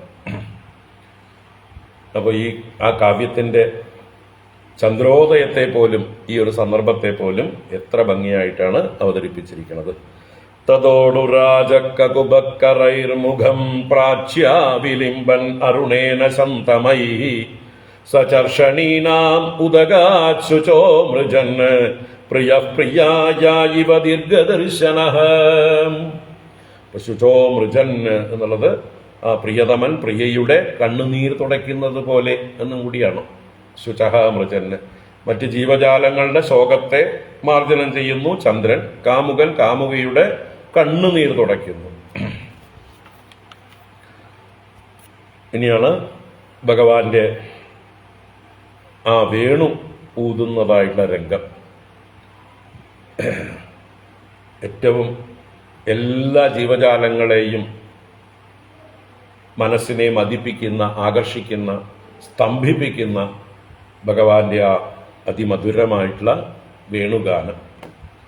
ദൃഷ്ട്വാ കുമുദ്വന്ദമഖണ്ഡമണ്ഡലം രമാനനാഭം നവകുങ്കുമാരുണം വനം ച തത്കോമളഗോഭിരഞ്ജിതം ജഗൗകളം വാമദൃശാം മനോഹരം സർവത്ര ഗോവിന്ദനാമ സങ്കീർത്തനം. ഗോവിന്ദ ഗോവിന്ദ. ദൃഷ്ട്വാ കുമുദ്വന്ദ്വമഖണ്ഡമണ്ഡലം രമാനനാഭം നവകുങ്കുമാരുണം വനം ച തത്കോമളഗോഭിരഞ്ജിതം ജഗൗ കളം വാമദൃശാം മനോഹരം. അപ്പൊ ഭഗവാൻ ആ ചന്ദ്രൻ ഉദിച്ചു വരുന്നത് കണ്ടിട്ട്, ദൃഷ്ട്വാ കണ്ടിട്ട്, എന്ത് കണ്ടിട്ട്? കുമുദ്വന്തം അഖണ്ഡമണ്ഡലം. അഖണ്ഡമണ്ഡലം എന്ന് പറഞ്ഞാൽ ഇവിടെ ചന്ദ്രൻ പൂർണ്ണ ചന്ദ്രനാണ് ഉദിക്കുന്നത്.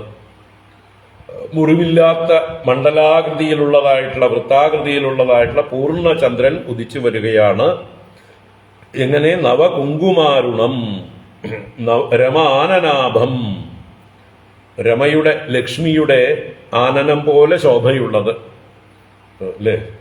ലക്ഷ്മിയുടെ മുഖത്തെ ചന്ദ്രനോട് ഉപമിക്കും, ചന്ദ്രനെ ലക്ഷ്മിയുടെ മുഖത്തോടും ഉപമിക്കും. സുന്ദരികളെ ചന്ദ്രനോട് ഉപമിക്കും, സുന്ദരന്മാരുടെ സുന്ദരിമാരുടെയൊക്കെ മുഖത്തെ ചന്ദ്രനോട് ഉപമിക്കും. ഇവിടെ ചന്ദ്രനെയാണ് ലക്ഷ്മിയുടെ മുഖത്തോട് ഉപമിച്ചിരിക്കുന്നത്. ഇപ്പൊ രമാനനാഭം, ലക്ഷ്മി ദേവിയുടെ മുഖം പോലെയുള്ളതും ശോഭയോടുകൂടിയതും, നവകുങ്കുമാരുണം, പുതിയ കുങ്കുമം പോലെ അല്പം ചുവപ്പുള്ളതും ചുവപ്പോടുകൂടിയതും, അഖണ്ഡമണ്ഡലം, പൂർണ്ണ വൃത്താകൃതിയിലുള്ളതുമായിരിക്കുന്ന കുമുദ്വന്തം. കുമുദ്വാൻ എന്ന് പറഞ്ഞാല് ഭൂമിയെ മോദിപ്പിക്കുന്നവൻ, കൗമുദിയോട് കൂടിയവൻ. കൗമുദി എന്നാൽ നിലാവാണ്. ആ നിലാവിനോട് കൂടിയവൻ കുമുദ്വാൻ. ഭൂമിക്ക് മോദം കൊടുക്കുന്നതാണ് കൗമുദി. കുമ്മോദയതി. അതുകൊണ്ട് തന്നെ കുമുദങ്ങളും ഉണ്ടാകുന്നു. ആമ്പലുകളും കൗമുദിയിൽ നിന്നാണ്, കൗമുദിയുടെ അനുഗ്രഹം കൊണ്ടാണ് കുമുദങ്ങൾ ഉണ്ടാകുന്നത്, ആമ്പലുകൾ ഉണ്ടാകുന്നത്. അപ്പോൾ ഇവിടെ കുമുദ്വാൻ എന്ന് പറയുന്നത് ചന്ദ്രനെയാണ്. കുമുദ്വന്തം, ഭഗവാൻ, ഭഗവന്തം, ഗുണവാൻ, ഗുണവന്തം, ഭാഗ്യവാൻ, ഭാഗ്യവന്തം എന്ന് പറയും പോലെ കുമുദ്വാൻ, കുമുദ്വന്തം. ആ നിലാവുള്ളവനായ, നിലാവിന്റെ നാഥനായിരിക്കുന്ന ചന്ദ്രനെയും, തത് കോമള ഗോപിരഞ്ജിതം വനം ച ദൃഷ്ട. തത് കോമള ഗോപിഹി അഞ്ചിതം. തത് കോമള ഗോപിഹി എന്ന് പറഞ്ഞാൽ ആ ചന്ദ്രന്റെ കോമളങ്ങളായ മൃദുക്കളായ ഗോക്കളെ കൊണ്ട്, ഗോക്കൾ രശ്മികൾ, കിരണങ്ങൾ. അപ്പൊ ചന്ദ്രന്റെ അതിമൃദുലങ്ങളായ കിരണങ്ങളെ കൊണ്ട്, അല്ലെ, സുധാംശുവാണ്, അമൃതകിരണനാണ് ഭഗവാൻ ചന്ദ്രൻ. അപ്പൊ അദ്ദേഹത്തിന്റെ അമൃത കിരണങ്ങളെ കൊണ്ട് പ്രകാശിക്കുന്നത് അഞ്ചിതം. അഞ്ചിതമാണ് സ്പർശിക്കപ്പെട്ടിരിക്കുന്നത്. അപ്പോൾ തഴുകുന്നത് എന്നൊക്കെ അർത്ഥം. ആ ചന്ദ്രന്റെ കിരണങ്ങൾ, നിലാവ് ആ വനത്തെ മുഴുവൻ തഴുകുന്നു, സ്പർശിച്ചിരിക്കുന്നു. അഞ്ചിതം. ഇപ്പൊ തത് കോമളഗോപിഹി അഞ്ചിതം വനം ച ദൃഷ്ട. ആ വനത്തെയും വൃന്ദാവനത്തെയും കണ്ടിട്ട്, വൃന്ദാവനം എന്ന് പറയുമ്പോൾ വലിയ ഉയരമുള്ള വൃക്ഷങ്ങളൊന്നും അധികമില്ല. കുറ്റിച്ചെടികളും, അല്ലെ, മറ്റേ പുൽക്കുടിലുകളും, ഈ വൃന്ദ എന്ന് പറയുന്നതായിട്ടുള്ള തുളസിച്ചെടികൾ. നമ്മുടെ ഇവിടുത്തെ തുളസി പോലെയുള്ളതല്ല, കുറച്ചുകൂടി വലിയ ഇലകളുള്ളതായിട്ടുള്ള ഒരാളോ ഉയരമൊക്കെ ഉള്ള ചെടികളാണ് അവിടുത്തെ തുളസിച്ചെടികൾ. അതാണ് വൃന്ദാവനം. ഒരാൾ ഉയരമല്ല, അതിനും കൂടുതലൊക്കെ ഒരു 7 അടി 8 അടി വരെയുള്ള ഉയരങ്ങളാണ് വൃന്ദാ ചെടികൾക്ക് സാധാരണയായിട്ട് കാണുന്നത്. അപ്പൊ അങ്ങനെയുള്ള ഇതൊക്കെ നിറഞ്ഞിട്ടുണ്ട്. ഇടയ്ക്കിടയ്ക്ക് മരങ്ങളും ഉണ്ടാവും. അപ്പൊ അതിലൊക്കെ ഇങ്ങനെ ചന്ദ്രകിരണങ്ങൾ ഇങ്ങനെ തഴുകിക്കൊണ്ട് ഭഗവാന്റെ ആ ചന്ദ്രഭഗവാന്റെ ആ പൂനിലാവ് എല്ലാറ്റിനെയും തഴുകി ഒഴുകുന്നതായിട്ട് കണ്ടിട്ട്, തത് കോമളഗോപിഹി അഞ്ചിതം വനം ച ദൃഷ്ട്വ.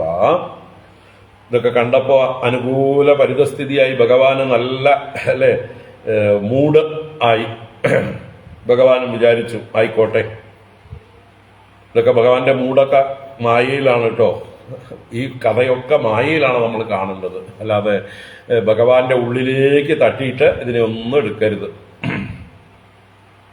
ഈ കഥ വർണ്ണിച്ചിരിക്കുന്നത് ആ രീതിയിലായതുകൊണ്ട് അത് അങ്ങനെ പറയുന്നു എന്ന് മാത്രം. ഇപ്പൊ വാമദൃശാം മനോഹരം കളം ജഗൗ. വാമദൃശാം എന്ന് പറഞ്ഞാൽ വാമദൃഷ്ടികളുള്ളവർ. വാമം എന്നാൽ സുന്ദരം എന്നർത്ഥമാണ്. അപ്പൊ സുന്ദരമായ ദൃഷ്ടികളോടുകൂടിയവരായ എന്ന് വെച്ചാൽ സുന്ദരികളുടെ, നല്ല കണ്ണുള്ളവരായിട്ടുള്ള ആളുകളുടെ മനോഹര, മനസ്സിനെ അപഹരിക്കുന്നതായിട്ടുള്ള രീതിയിൽ ഭഗവാൻ എന്ത് ചെയ്തു? കളം ജഗൗ, കളമായി ഗാനം ചെയ്തു. കളം എന്ന് പറഞ്ഞാല് അവ്യക്ത മധുരമായി എന്നർത്ഥം. കളഗാനം ചെയ്തു എന്ന് തന്നെ, കളം ജഗൗ. ഇപ്പൊ ഭഗവാന്റെ ആ വേണുനാഥം അവ്യക്ത മധുരമായി ഭഗവാൻ ആലപിച്ചു, മുഴക്കി. ആ ഭഗവാന്റെ വേണുഗാനം ആ വൃന്ദാവനത്തിൽ, ഗോകുലത്തിൽ, എല്ലായിടത്തും സന്ധ്യാവേളയിൽ കാറ്റിനൊപ്പം എല്ലാ ഗൃഹങ്ങളിലേക്കും എത്തുകയാണ്. എല്ലാവരുടെ മനസ്സിനെയും ഹരിക്കുകയാണ്. ആ വേണുഗാനം കേട്ടതായിട്ടുള്ള ഗോപികമാർക്കൊന്നും പിന്നെ ഇരിക്കപ്പൊറുതിയില്ലാതായി. അവര് കാന്തം ഇരുമ്പിനെ ആകർഷിക്കും പോലെ അവർക്ക് പിന്നെ സ്വാതന്ത്ര്യമില്ലാതായി. അവര് യന്ത്രപാവകളെ പോലെ ഭഗവാനാൽ ആകർഷിക്കപ്പെട്ട് നിയന്ത്രിക്കപ്പെട്ട് ഒരു സ്വന്തം സ്വാതന്ത്ര്യവുമില്ലാതെ പ്രവർത്തിക്കുന്നതായിട്ടുള്ള യന്ത്രപാവകളെ പോലെ, അല്ലെങ്കിൽ കാന്തത്താൽ ആകർഷിക്കപ്പെട്ട ഇരുമ്പിനെ പോലെ അവർ ഭഗവാന്റെ അടുത്തേക്ക് ഒഴുകുകയാണ്. അത് വർണ്ണിക്കാൻ ആരംഭിക്കുന്നു. നിശമ്യഗീതം തദനംഗവർദ്ധനം പ്രജസ്ത്രിയ കൃഷ്ണഗൃഹീതമാനസാഃ ആജഗ്മുരന്യോന്യമലക്ഷിതോദ്യമാഃ സയത്ര കാന്തോ ജവലോലകുണ്ഡലാഃ.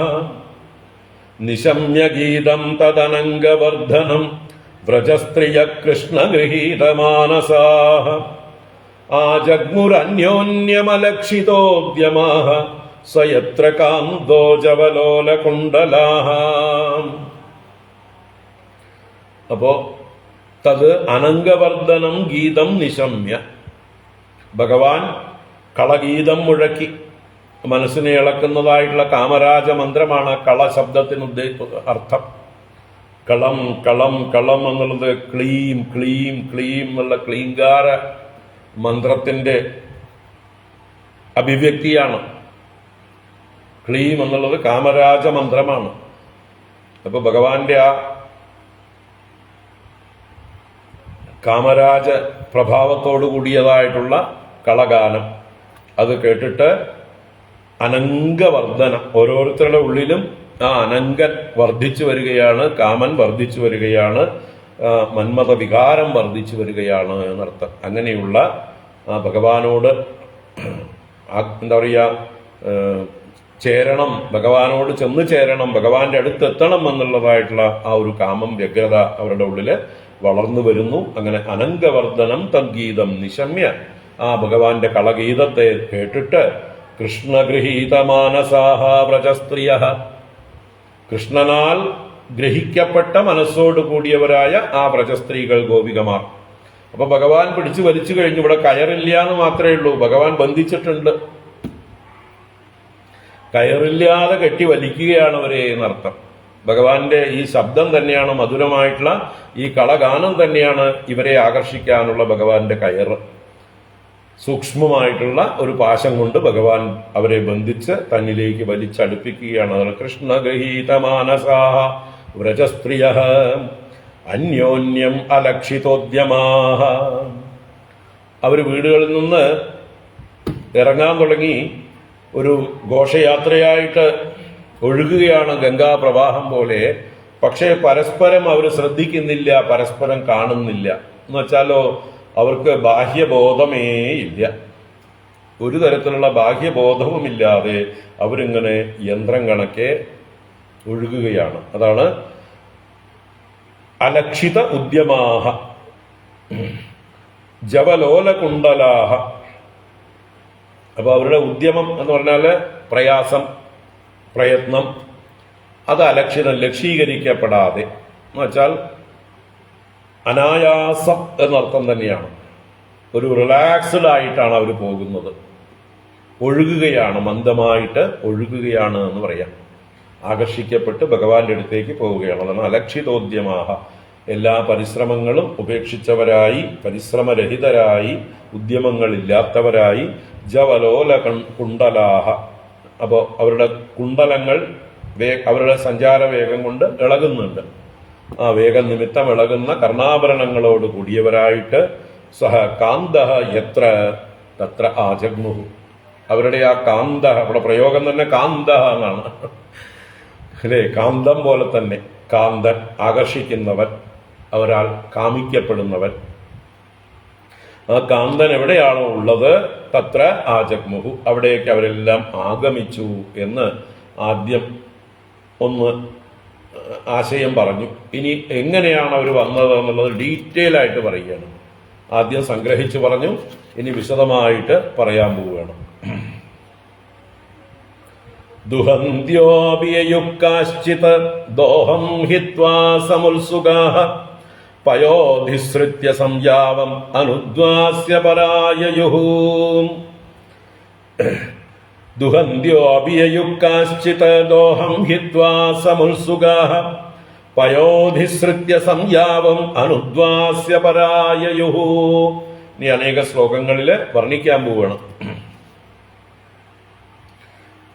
ശ്രീകൃഷ്ണന്റെ ഗാനം കേട്ട് വ്രജത്തിലുള്ള ഗോപികമാർ എന്താണ് ചെയ്തത്, എങ്ങനെയാണ് അവര് ഭഗവാന്റെ അടുത്തേക്ക് എത്തിയത്. അപ്പൊ ചിലര് കാശ്ചിത് എന്ന് പറഞ്ഞിട്ട്, കാശ്ചിത് എന്ന് പറഞ്ഞാൽ ഒരു ചിലര് ദുഹന്ത്യ ദോഹനം ചെയ്യുന്നവരായിരുന്നു. പശുവിനെ കറക്കുന്ന സമയമായിരുന്നു. അപ്പൊ ഏകദേശം സന്ധ്യാവേളയാണെന്ന് കണക്കാക്കാം. പശുക്കളെല്ലാം തിരിച്ചു വന്നതിന് ശേഷം സന്ധ്യക്കാണല്ലോ ഈ അമ്മമാരൊക്കെ തിരിച്ചു വന്ന പശുക്കളെ കറക്കുക. അങ്ങനെ ദുഹന്ത്യ ദോഹനം ചെയ്യുന്നവർ, കറക്കുന്നവരായിട്ട് കാശ്ചിത് ദോഹം ഹിത്വാ.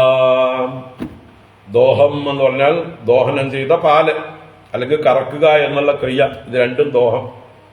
ആ കറക്കുക എന്നുള്ള ക്രിയയെയും കറന്നുകൊണ്ടിരുന്ന പാലിനെയും ഇനി കറക്കാൻ ബാക്കിയുണ്ടെങ്കിൽ അതിനെയും എല്ലാം വിട്ടിട്ട്, എല്ലാം മറന്നു, ആ പാത്രത്തോടുകൂടെ ഉപേക്ഷിച്ചുകൊണ്ട്, ധാരാളം കറന്ന പാലൊക്കെ ഉണ്ടാവും, അതൊന്നും ശ്രദ്ധിക്കാതെ അതിനെല്ലാം ഉപേക്ഷിച്ചുകൊണ്ട് അഭിയയുഹു ഭഗവാന്റെ നേരെ, ഭഗവാന് അഭിമുഖമായിട്ട് യയും. അഭിയയു ഭഗവാന്റെ നേർക്ക് യാനം ചെയ്യുകയാണ് യന്ത്രപാവകളെ പോലെ. ഇനി ചിലര് പയോ അതിസൃത്യ, പയസ് എന്ന് പറഞ്ഞാൽ പാല്, അതിസൃത്യ അടുപ്പത്ത് മുകളിൽ വെച്ചിട്ടുണ്ട്. അതിസൃത്യ എന്ന് പറഞ്ഞാൽ ഏറ്റി വെക്കുക എന്ന് പറയില്ലേ നമ്മള്, ആ പാല് അടുപ്പിലൊക്കെ ഏറ്റി വെച്ചിട്ടുണ്ട്. അങ്ങനെയുള്ള അതിനെ, അതുപോലെ ചിലര് സംയാവം അനുദ്വാസ്യ. സംയാവം എന്ന് പറഞ്ഞാൽ യവം കൊണ്ടുള്ളതായിട്ടുള്ള കഞ്ഞി പോലെയുള്ളതായിട്ടുള്ള അവരുടെ ഭക്ഷണ പദാർത്ഥങ്ങൾ, ഗോതമ്പ് അല്ലെങ്കിൽ റവ അല്ലെങ്കിൽ പാല് പഞ്ചസാരയൊക്കെ ചേർത്തുകൊണ്ടുള്ള ഭക്ഷണമാണ് സംയാവം എന്ന് പറയുന്നത്. കഞ്ഞി പോലെയുള്ള, ഗോതമ്പ് കഞ്ഞി എന്നൊക്കെ പറയും പോലെയുള്ളതായിട്ട് സാധനങ്ങൾ. അപ്പോ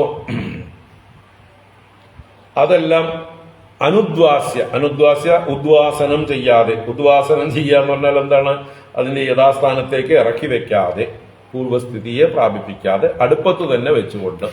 അപ്പോ അടുപ്പത്ത് കിടന്ന് തിളയ്ക്കുന്നുണ്ട്, വേവുന്നുണ്ട്, അതിനെയും പാലിനെയും എല്ലാം അടുപ്പത്ത് വെച്ചുകൊണ്ട് സമുത്സുകാഹായയുഹു വളരെ ഉത്സാഹത്തോടുകൂടെ ഭഗവാന്റെ അടുത്തേക്ക് പോകുമ്പോൾ അവരുടെ ഉള്ളിലെ ഉത്സാഹം വർദ്ധിച്ചു വരികയാണ്. അങ്ങനെ അത്യുത്കണ്ഠയുള്ളവരായിട്ട് ഭഗവാനെ കാണാനുള്ള ആ വ്യഗ്രതയോട് കൂടിയിട്ട് അവർ യാനം ചെയ്തു. യയുഹു. ഇപ്പൊ പരാഹ എന്നുണ്ട്. പരാഹ എന്ന് പറഞ്ഞാൽ വേറെ ചിലർ എന്നർത്ഥം, അന്യാഹ എന്നർത്ഥം. കാശ്ചിത് എന്ന് മുമ്പ് പറഞ്ഞു, വേറെ കാശ്ചിത്, വേറെ ചിലര്. ഇപ്പൊ ദുഹന്ത്യോപിയുക്കാശ്ചിത് ദോഹം ഹിത്വാ സമുത്സുകാഃ പയോധിസൃത്യ സംയാവം അനുദ്വാസ്യ പരായയുഃ. അപ്പൊ ഇവിടെ എന്താ പറയുക, മറ്റു പുരുഷാർത്ഥങ്ങളെയെല്ലാം ഉപേക്ഷിച്ചുകൊണ്ട് എന്നുള്ള സൂചനയാണ്. ധർമ്മ അർത്ഥ കാമാദികളിലുള്ളതായിട്ടുള്ള ആഭിമുഖ്യം വെടിഞ്ഞുകൊണ്ട് അവരുടെ ധർമ്മം, അവരുടെ പശുക്കളെ കറക്കലും പശുക്കുട്ടികളെ കെട്ടലും വീട്ടിൽ പാചകം ചെയ്ത് വീട്ടിലുള്ളവർക്കൊക്കെ കൊടുക്കുന്ന ഗൃഹനാഥയാണ്. അപ്പൊ ആ ഗൃഹിണിയുടെ ധർമ്മമെല്ലാം ഉപേക്ഷിച്ച് അവരുടെ ധനനഷ്ടം സംഭവിക്കേണ്ട, പാലും സംയാവവും ഒക്കെ അടുപ്പത്ത് കിടന്ന് തിളച്ചു പോകും. അപ്പൊ അർത്ഥനാശം സംഭവിക്കും. അതിനെക്കുറിച്ചോ ചിന്തയില്ലാതെ, അപ്പൊ ധർമ്മചിന്തയോ അർത്ഥചിന്തയോ ഇല്ലാതെ എന്നും കൂടി ഈ ആശയങ്ങൾക്ക് ഈ ഒരു ചിത്രത്തിന് താല്പര്യം. അപ്പൊ സർവധർമാൻ പരിത്യജ്യ മാമേകം ശരണം വ്രജ അഹം ത്വാ സർവപാപേഭ്യോ മോക്ഷയിഷ്യാമി മാ ശുച എന്ന ആ ഒരു ഭഗവാന്റെ ഗീതാ ഉപദേശത്തിൽ പറയുന്ന പോലെ ഇവര് എല്ലാ ധർമ്മങ്ങളും അർത്ഥകാമങ്ങളും എല്ലാം വെടിഞ്ഞുകൊണ്ട് ഭഗവാൻ തന്നെയാണ് ഗതി, ഭഗവാൻ മാത്രമാണ് ആശ്രയം, ഭഗവാനെ മാത്രം മതി എന്നുള്ള അനന്യ ഭക്തിയായിട്ട് ഭഗവാന്റെ അടുത്തേക്ക് ഒഴുകുകയാണവര്. അവർക്ക് സ്വാതന്ത്ര്യം നഷ്ടപ്പെട്ട പോലെ ഭഗവാനാൽ ആകർഷിക്കപ്പെട്ടവരായി, കാന്തത്താൽ ആകർഷിക്കപ്പെട്ടതായിട്ടുള്ള, അപ്പൊ ഇവരില് യാതൊരു ദോഷവുമില്ല. ഭഗവാനാണ് അവരെ ആകർഷിച്ചത്. എന്തെങ്കിലും ദോഷമുണ്ടെങ്കിൽ അത് ഭഗവാനിൽ ഇരിക്കട്ടെ, അല്ലേ? ഗോപികമാര് നിരപരാധികളാണ് എന്ന് പറയാ. അങ്ങനെ അതാ ഒഴുകുകയാണ്.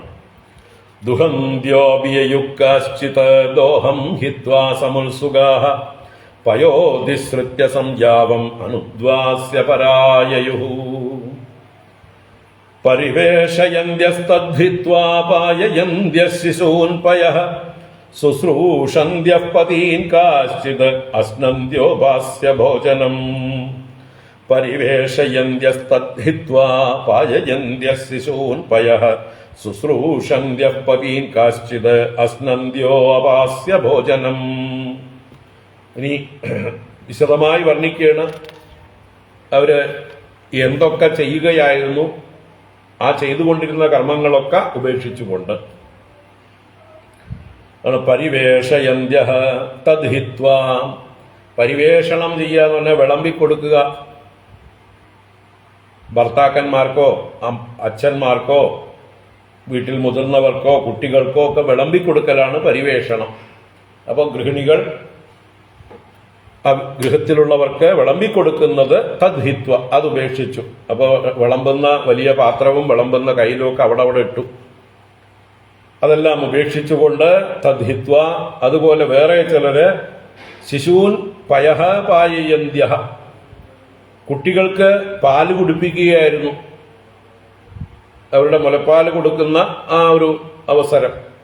അപ്പൊ കുട്ടികൾക്ക് പാല് കൊടുക്കുന്നതായിട്ടുള്ളവര് ശിശൂൻ പയഃ പായയന്ത്യഃ. ഇനി കാശ്ചിത് പതീൻ ശുശ്രൂഷന്ത്യഃ, വേറെ ചിലര് ഭർത്താക്കന്മാരെ ശുശ്രൂഷിക്കുകയായിരുന്നു, ഭർത്താക്കന്മാരെ പരിചരിക്കുകയായിരുന്നു. അവർക്ക് വേണ്ടതായിട്ടുള്ള കാര്യങ്ങളൊക്കെ എടുത്തു കൊടുത്തുകൊണ്ടും അവരുടെ കാല് തിരുമ്മി കൊടുത്തുകൊണ്ടും ഒക്കെ പറഞ്ഞ പോലെ അവരെ ശുശ്രൂഷിക്കുന്നവരായിരുന്നു. വേറെ ചിലര് അശ്നന്ത്യഃ, അശിക്കുകയായിരുന്നു, അവര് ഭുജിക്കുകയായിരുന്നു, മറ്റുള്ളവർക്ക് കൊടുത്തു കഴിഞ്ഞിട്ട് അവര് ഭക്ഷണം കഴിക്കുകയായിരുന്നു ചിലര്. അങ്ങനെ അശ്നന്ത്യഃ അപാസ്യ, അതിനെ വെടിഞ്ഞിട്ട്. അപ്പൊ പകുതി ഭക്ഷണം കഴിച്ചത് പാത്രത്തേക്ക് തന്നെ അവിടെ തന്നെ ഉപേക്ഷിച്ച് കൈ കഴുകിയോ ഇല്ലയോ എന്നറിയില്ല. എന്തായാലും അങ്ങനെ പോവുകയാണ്. ഭോജനം അപാസ്യ, അവർ ഭുജിക്കുന്ന ആ ഭക്ഷണത്തെ ഉപേക്ഷിച്ചുകൊണ്ടും യയുഹു എന്ന് കൂട്ടിച്ചേർക്കണം. ഭഗവാന്റെ അടുത്തേക്ക് യാനം ചെയ്തു, എല്ലാവരും ഒഴുകുകയാണ് എന്ന് പറയാം. പരിവേഷയന്ത്യസ്തദ്ധിത്വാ പായയന്ത്യഃ ശിശൂൻ പയഃ ശുശ്രൂഷന്ത്യഃ പതീൻ കാശ്ചിത് അശ്നന്ത്യോപാസ്യ ഭോജനം ലിംബന്ത്യഃ പ്രമൃജന്ത്യോന്യാ അഞ്ജന്ത്യഃ കാശ്ചലോചനേ വ്യത്യസ്തവസ്ത്രാഭരണാഃ കാശ്ചിത് കൃഷ്ണാന്തികം ജയുഃ ലിംബന്ത്യഃ പ്രമൃജന്ത്യോന്യാഃ അഞ്ജന്ത്യഃ കാശ്ചലോചനേ വ്യത്യസ്തവസ്ത്രാഭരണാഃ കാശ്ചിത് കൃഷ്ണാന്തികം ജയുഃ. ലിംബന്ത്യഃ എന്ന് പറഞ്ഞാൽ ലേപനം ചെയ്യുന്നവരെ, സുഗന്ധദ്രവ്യങ്ങളൊക്കെ ദേഹത്തിൽ ലേപനം ചെയ്യും. വൈകുന്നേരത്തെ പണിയൊക്കെ കഴിഞ്ഞ് മേക്കഴുക കുളിയൊക്കെ കഴിഞ്ഞിട്ട് അല്ലേ ശരീരത്തില് സുഗന്ധദ്രവ്യങ്ങൾ ലേപനം ചെയ്യും. നല്ല ശീലങ്ങളാണ്. കൃത്രിമങ്ങളായിട്ടുള്ള സുഗന്ധദ്രവ്യങ്ങളല്ല. പണ്ട് കാലത്ത് എല്ലാം ചന്ദനം പോലെയുള്ളതായിട്ടുള്ള, കസ്തൂരി പോലെയുള്ളതായിട്ടുള്ള നല്ല സുഗന്ധദ്രവ്യങ്ങൾ. ഇന്നത്തെ കൃത്രിമ ലേപനങ്ങളൊക്കെ തേച്ച് കഴിഞ്ഞാൽ ക്യാൻസറും അതുപോലെയുള്ള അസുഖങ്ങളും ഒക്കെ വരും. അപ്പൊ എന്തായാലും ഇതൊക്കെ അവർക്ക് പതിവുണ്ടായിരുന്നു. അപ്പൊ നല്ല സംസ്കാരമുള്ളവർ തന്നെയാണെന്ന് അർത്ഥം. അവരുടെ സംസ്കാരത്തെ സൂചിപ്പിക്കുകയാണ്. ലിംബന്ത്യഃ. ഇനി ചിലര് പ്രമൃജന്ത്യഃ, മാർജനം ചെയ്യുക, ശരീരം ശുദ്ധമാക്കുക എന്ന് വെച്ചാൽ കുളിക്കുക മുതലായത് ചെയ്യുന്നവര്. അപ്പൊ ചിലര് കുളിക്കുകയായിരുന്നു. അന്യാഹ, ചിലര് കാശ്ച ലോചനേ അഞ്ജന്ത്യഃ, ലോചനെ രണ്ട് കണ്ണുകളെയും അഞ്ജന്ത്യഃ, അഞ്ജന്ത്യഃ എന്ന് പറഞ്ഞാൽ കണ്ണിൽ അഞ്ജനം ലേപനം ചെയ്യുക അല്ലേ. അഞ്ജന്ത്യഃ എന്ന് പറഞ്ഞാല് അഞ്ജനം അലങ്കരിക്കുക, കണ്ണെഴുതുക എന്നർത്ഥമാണ് അഞ്ജന്ത്യഃ എന്ന് പറയാം. അപ്പൊ കണ്ണെഴുതിക്കൊണ്ടിരിക്കുകയായിരുന്നു ചിലര്. അപ്പൊ ചിലപ്പോൾ ഒരു കണ്ണൊക്കെ എഴുതിയിട്ടുണ്ടാവുള്ളൂ, മറ്റേ കണ്ണ് എഴുതാൻ പോലും മറന്നുകൊണ്ട് എന്നർത്ഥം. കാശ്ച വ്യത്യസ്ത വസ്ത്രാഭരണാഹ, വേറെ ചിലര് വ്യത്യസ്ത വസ്ത്രാഭരണാഹ, ചുരുക്കി പറഞ്ഞു അല്ലെ, വ്യത്യസ്ത വസ്ത്രാഭരണാഹ, ആഭരണങ്ങളും വസ്ത്രങ്ങളും വ്യത്യസ്തമായിട്ട് വിപരീതമായി ധരിച്ചുകൊണ്ട് എന്നർത്ഥം.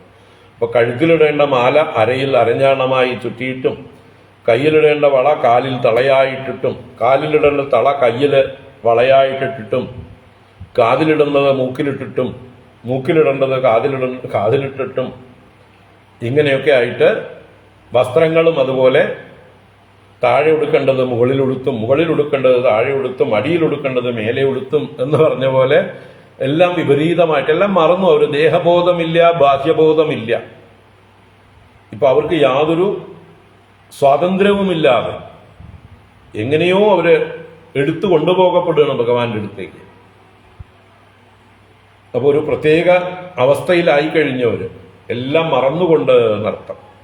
ദേഹബോധമോ ബാഹ്യബോധമോ ഇല്ലാതെ വ്യത്യസ്ത വസ്ത്രാഭരണങ്ങളായിട്ട് അവര് മുഴുവൻ വസ്ത്രം ധരിച്ചുവോ അല്ലേ?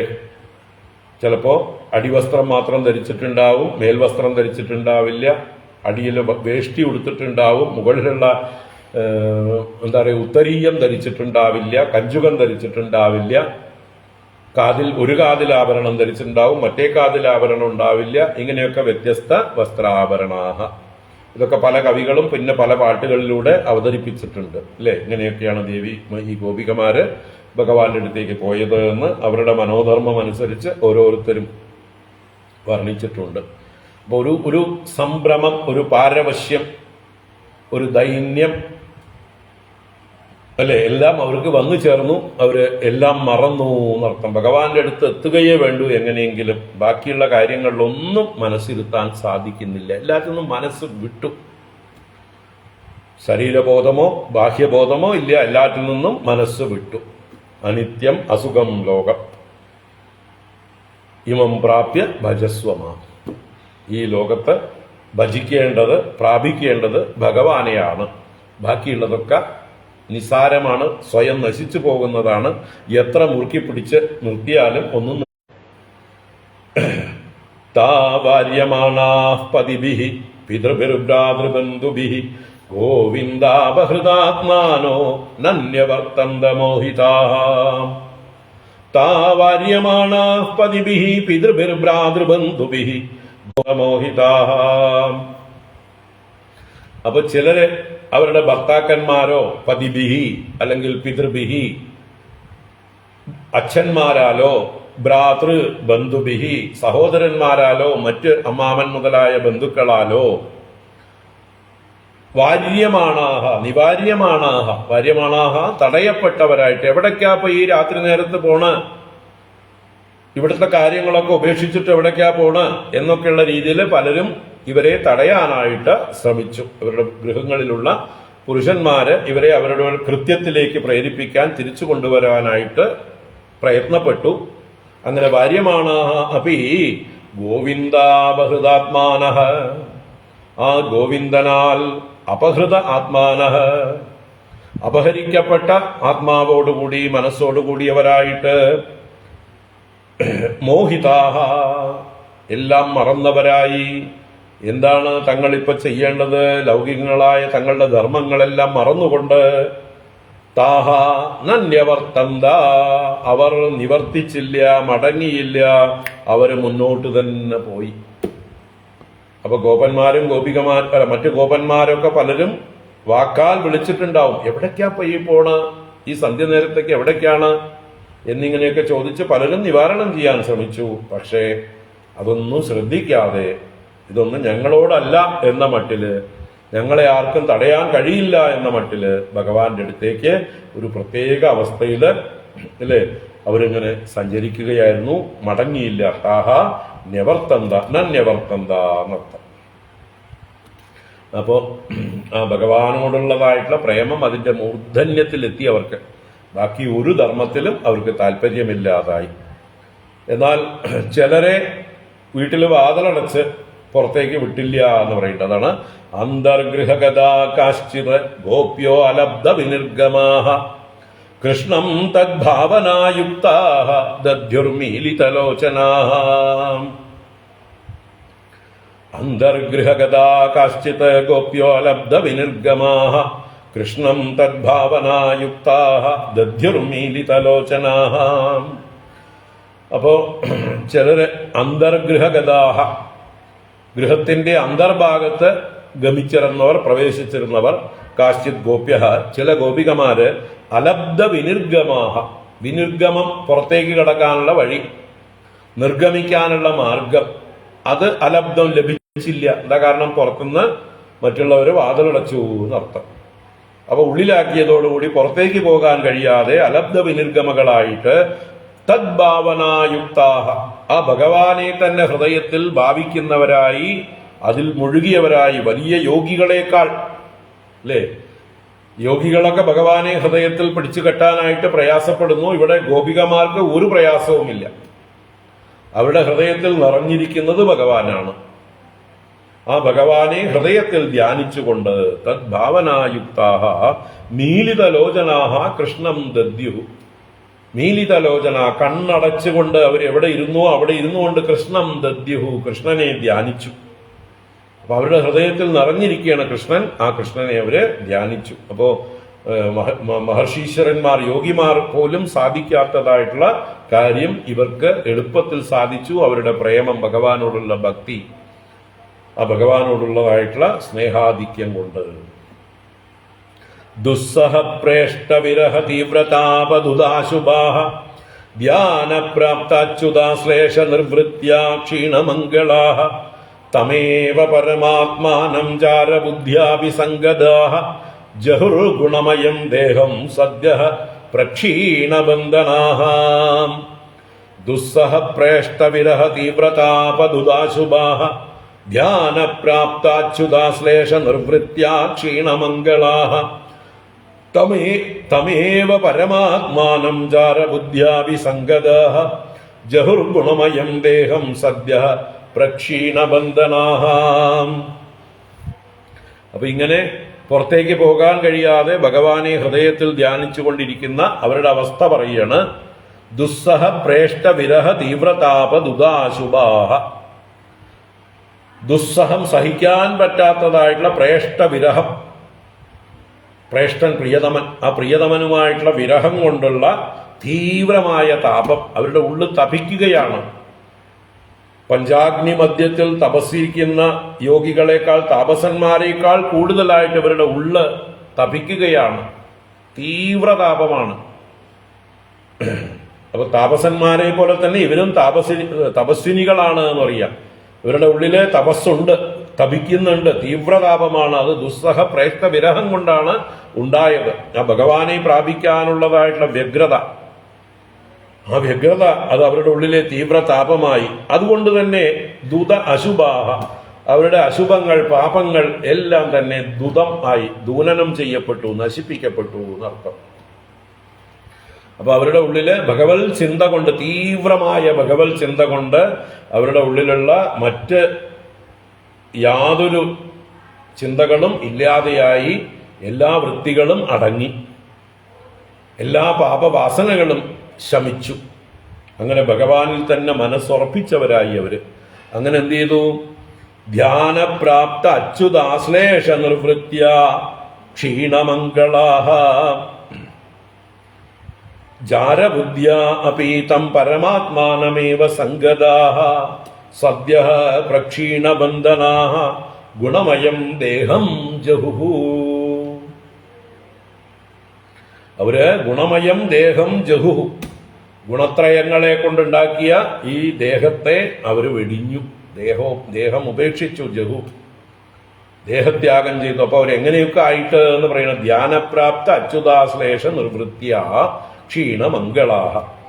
ധ്യാനപ്രാപ്തം, അവരുടെ ഹൃദയത്തിൽ അവർ ഭഗവാനെ കാണുകയാണ്, ധ്യാനത്തിൽ പ്രാപിച്ചിരിക്കുകയാണ്, വ്യക്തമായിട്ട് ഭഗവാനെ കാണുന്നുണ്ട് അവര്. അങ്ങനെ ധ്യാനപ്രാപ്തമായ അച്യുതന്റെ ആശ്ലേഷ നിർവൃതി അവരനുഭവിക്കുന്നുണ്ട്. ധ്യാനത്തിൽ അവർ ഭഗവാനെ ഹൃദയത്തിൽ മുറുക്ക പുൽകുന്നുണ്ട്. ഭഗവാൻ അവരെയും തിരിച്ചു പുൽകുന്നതായിട്ട് അവർ ഭാവിക്കുന്നുണ്ട്. അങ്ങനെ പരസ്പരം ഭഗവാനുമായി ഐക്യം പ്രാപിച്ചവരായി ആശ്ലേഷ നിർവൃതിയോടുകൂടി ക്ഷീണമംഗളാഹ, ആ ഒരു അനുഭവം അവരുടെ പുണ്യങ്ങളെയും എല്ലാം ക്ഷയിപ്പിച്ചു. അപ്പൊ പുണ്യവും പാപവും ക്ഷയിച്ചു. പുണ്യവും പാപവും ക്ഷയിച്ചാലാണ് മുക്തി, അല്ലേ? ഏതെങ്കിലും ബാക്കി കിടന്നാൽ അത് അനുഭവിക്കാൻ പ്രാരബ്ധമായിട്ട് പിന്നെയും ശരീരങ്ങൾ എടുക്കണം. അപ്പൊ ഇവരുടെ പ്രാരബ്ധം കഴിഞ്ഞു എന്നർത്ഥം. ഇവര് വിരഹതാപം കൊണ്ട് അവരുടെ പാപങ്ങളെ നശിപ്പിച്ചു. ഭഗവാനെ ആശ്ലേഷിക്കുന്ന ആനന്ദാനുഭവം കൊണ്ട് അവരുടെ പുണ്യത്തെയും ക്ഷയിപ്പിച്ചു. എന്ത് നല്ല പ്രയോഗങ്ങളാണ് നോക്കൂ. ഭഗവാനെ ഹൃദയത്തിൽ ആലിംഗനം ചെയ്യുമ്പോൾ അതിലൊരു വല്ലാത്ത സുഖമുണ്ട്. ആ സുഖമാണ് ഇവിടെ പുണ്യങ്ങളെ ക്ഷയിപ്പിച്ചത്, അല്ലേ? പുണ്യത്തിന്റെ ഫലമാണ് സുഖം.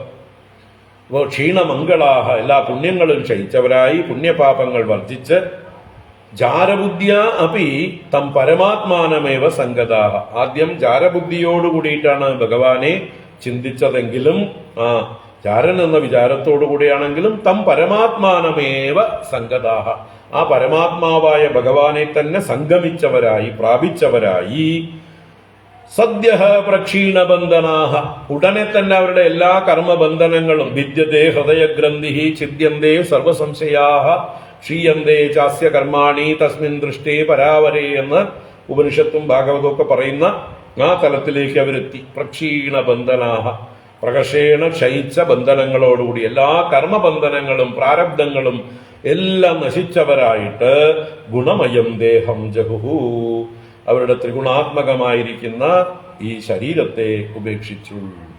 അവര് ഭഗവാനെ ആലിംഗനം ചെയ്ത നിർവൃതിയോടുകൂടിയിട്ടാണ് ദേഹം ത്യജിച്ചത്. അതോടുകൂടി എന്താവും? അന്ധകാലേച്ച മാമേവ സ്മരൻ മുക്ത്വാ കളേവരം യഹ് പ്രയാതി ത്യജൻ ദേഹം സയാതി പരമാം ഗതി. അന്ധകാലത്ത് എന്തിനെ അല്ലെങ്കിൽ ഭഗവാനെ തന്നെ ത്യജിച്ചുകൊണ്ട് ശരീരം വെടിയുന്നവർ ആ പരമഗതിയെ ഭഗവത് ഗതിയെ തന്നെ പ്രാപിക്കുന്നു. അപ്പൊ തീർച്ചയായിട്ടും അവര് ഭഗവാനെ തന്നെ പ്രാപിച്ചു. അവര് മുക്തകളായി തീർന്നു, വിദേഹമുക്തകളായി തീർന്നു. ദേഹം ഉപേക്ഷിച്ചുകൊണ്ട് ഭഗവത് പദത്തെ പ്രാപിച്ചു, വിഷ്ണുപദം പ്രാപിച്ചു. ദുസ്സഹ പ്രേഷ്ട വിരഹ തീവ്രതാപദുധാശുഭാഹ ധ്യാനപ്രാപ്താച്യുതാശ്ലേഷ നിർവൃത്യാ ക്ഷീണമംഗളാഹ തമേവ പരമാത്മാനം ജാരബുദ്ധ്യാഭിസംഗതാഹ ജഹുർഗുണമയം ദേഹം സദ്യ പ്രക്ഷീണബന്ധനാഹ. അപ്പോ യോഗികളൊക്കെ ഭഗവാനെ ഹൃദയത്തിൽ ധ്യാനിച്ചുറപ്പിച്ച് അവരുടെ പ്രാണനെയെല്ലാം സംയമിച്ച്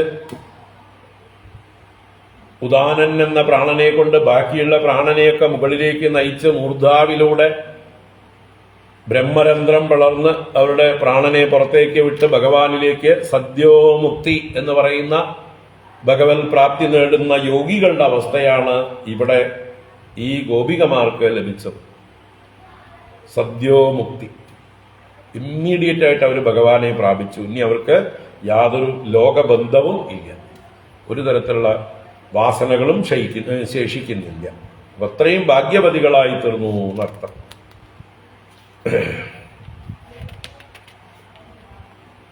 അപ്പോ ഈ സന്ദർഭത്തില് രാജാവ്, പരീക്ഷിത്ത് രാജാവ് ശുകബ്രഹ്മർഷിയോട് ഒന്ന് ഇടയ്ക്കൊരു കയറിയൊരു ചോദ്യം ചോദിക്കുന്നുണ്ട്. അതിന് ശ്രീ ശുകബ്രഹ്മർഷി മറുപടി പറയുന്നുണ്ട്. അവിടുന്ന് പിന്നീട് കഥ തുടരും. നമുക്ക് നാളെ ക്ലാസ്സില്ല, മറ്റന്നാൾ നോക്കാം. മറ്റന്നാൾ രാവിലെ പറ്റിയാൽ നോക്കാം, അല്ലെങ്കിൽ 3-ാം തീയതി കഴിഞ്ഞിട്ട് നോക്കാം.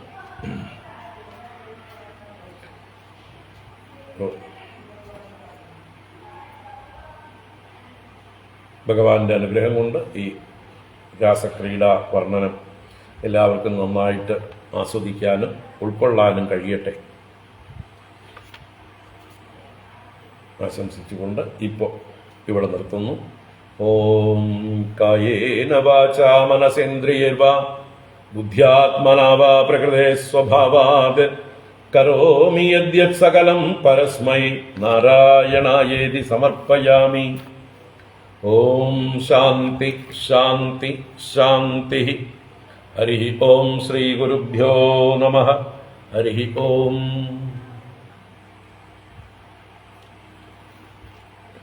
നാരായണ.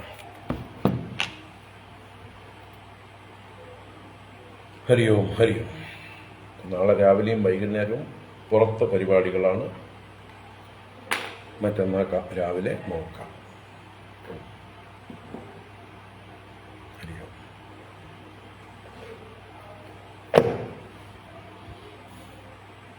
എല്ലാവർക്കും ശുഭരാത്രി, സുഖനിദ്ര. ഈ കഥ കേട്ട എല്ലാവരും ഈ ഗോപികമാരെങ്ങനെയാണോ ഭഗവാനെ ഹൃദയത്തിൽ ആശ്ലേഷിച്ചത് അതുപോലെ ആശ്ലേഷിച്ചുകൊണ്ട് കിടക്കുക. ഹരി ഓം. ട്യൂസ്ഡേ ഗുരുവായൂരാണ്. Tuesday Guruvayur programme.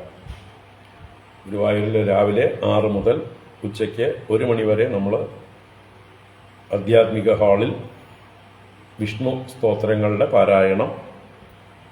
രാവിലെ ആദ്യം ശങ്കരസ്തോത്രങ്ങൾ, ശങ്കരാചാര്യകൃതമായിട്ടുള്ള വിഷ്ണു സ്തോത്രങ്ങൾ ചിലത് പാരായണം ചെയ്യും. മുകുന്ദമാല. 8 മണി മുതൽ വിഷ്ണു സഹസ്രനാമം 3 പ്രാവശ്യം. അത് കഴിഞ്ഞ് നാരായണീയത്തിലെ സ്പെഷ്യൽ അധ്യായങ്ങൾ. അത് കഴിഞ്ഞ് ഭഗവത്ഗീതയിലെ മിനിമം 2 അധ്യായങ്ങളെങ്കിലും, 12-ാം അധ്യായവും 15-ാം അധ്യായവും, പറ്റിയാൽ സമയമുണ്ടെങ്കിൽ കൂടുതൽ അധ്യായങ്ങളും നോക്കാം. അത് കഴിഞ്ഞ് സമർപ്പിക്കാം. വരാൻ പറ്റുന്നവർ വരിക, അല്ലാത്തവർ വീട്ടിലിരുന്നുകൊണ്ട് പ്രാർത്ഥിക്കാം. നല്ല മഴയുടെ ഒരുക്കമെല്ലാം ഉണ്ട്. തമിഴ്നാട്ടിൽ ചെന്നൈയിലൊക്കെ നല്ല മഴയാണ്. കേരളത്തിലേക്കും ആ മഴയുടെ ഒരു നെക്സ്റ്റ് ക്ലാസ് ഉറപ്പിച്ച് പറയാവുന്നത് വെനസ്ഡേ. മൺഡേ ചിലപ്പോൾ ഉണ്ടാവും. മൺഡേ മോർണിംഗ് നോക്കട്ടെ, സൗകര്യം പോലെ ചെയ്യും. അല്ലെങ്കിൽ വെനസ്ഡേക്ക് ആക്കും. ഹരി ഓം.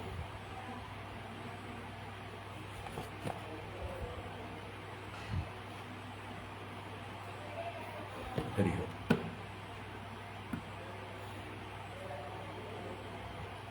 ഹരി ഓം. മഴ കാര്യമായിട്ടൊന്നും ബാധിക്കാതിരിക്കട്ടെ ആരെയും. ശാന്തി ശാന്തി ശാന്തി.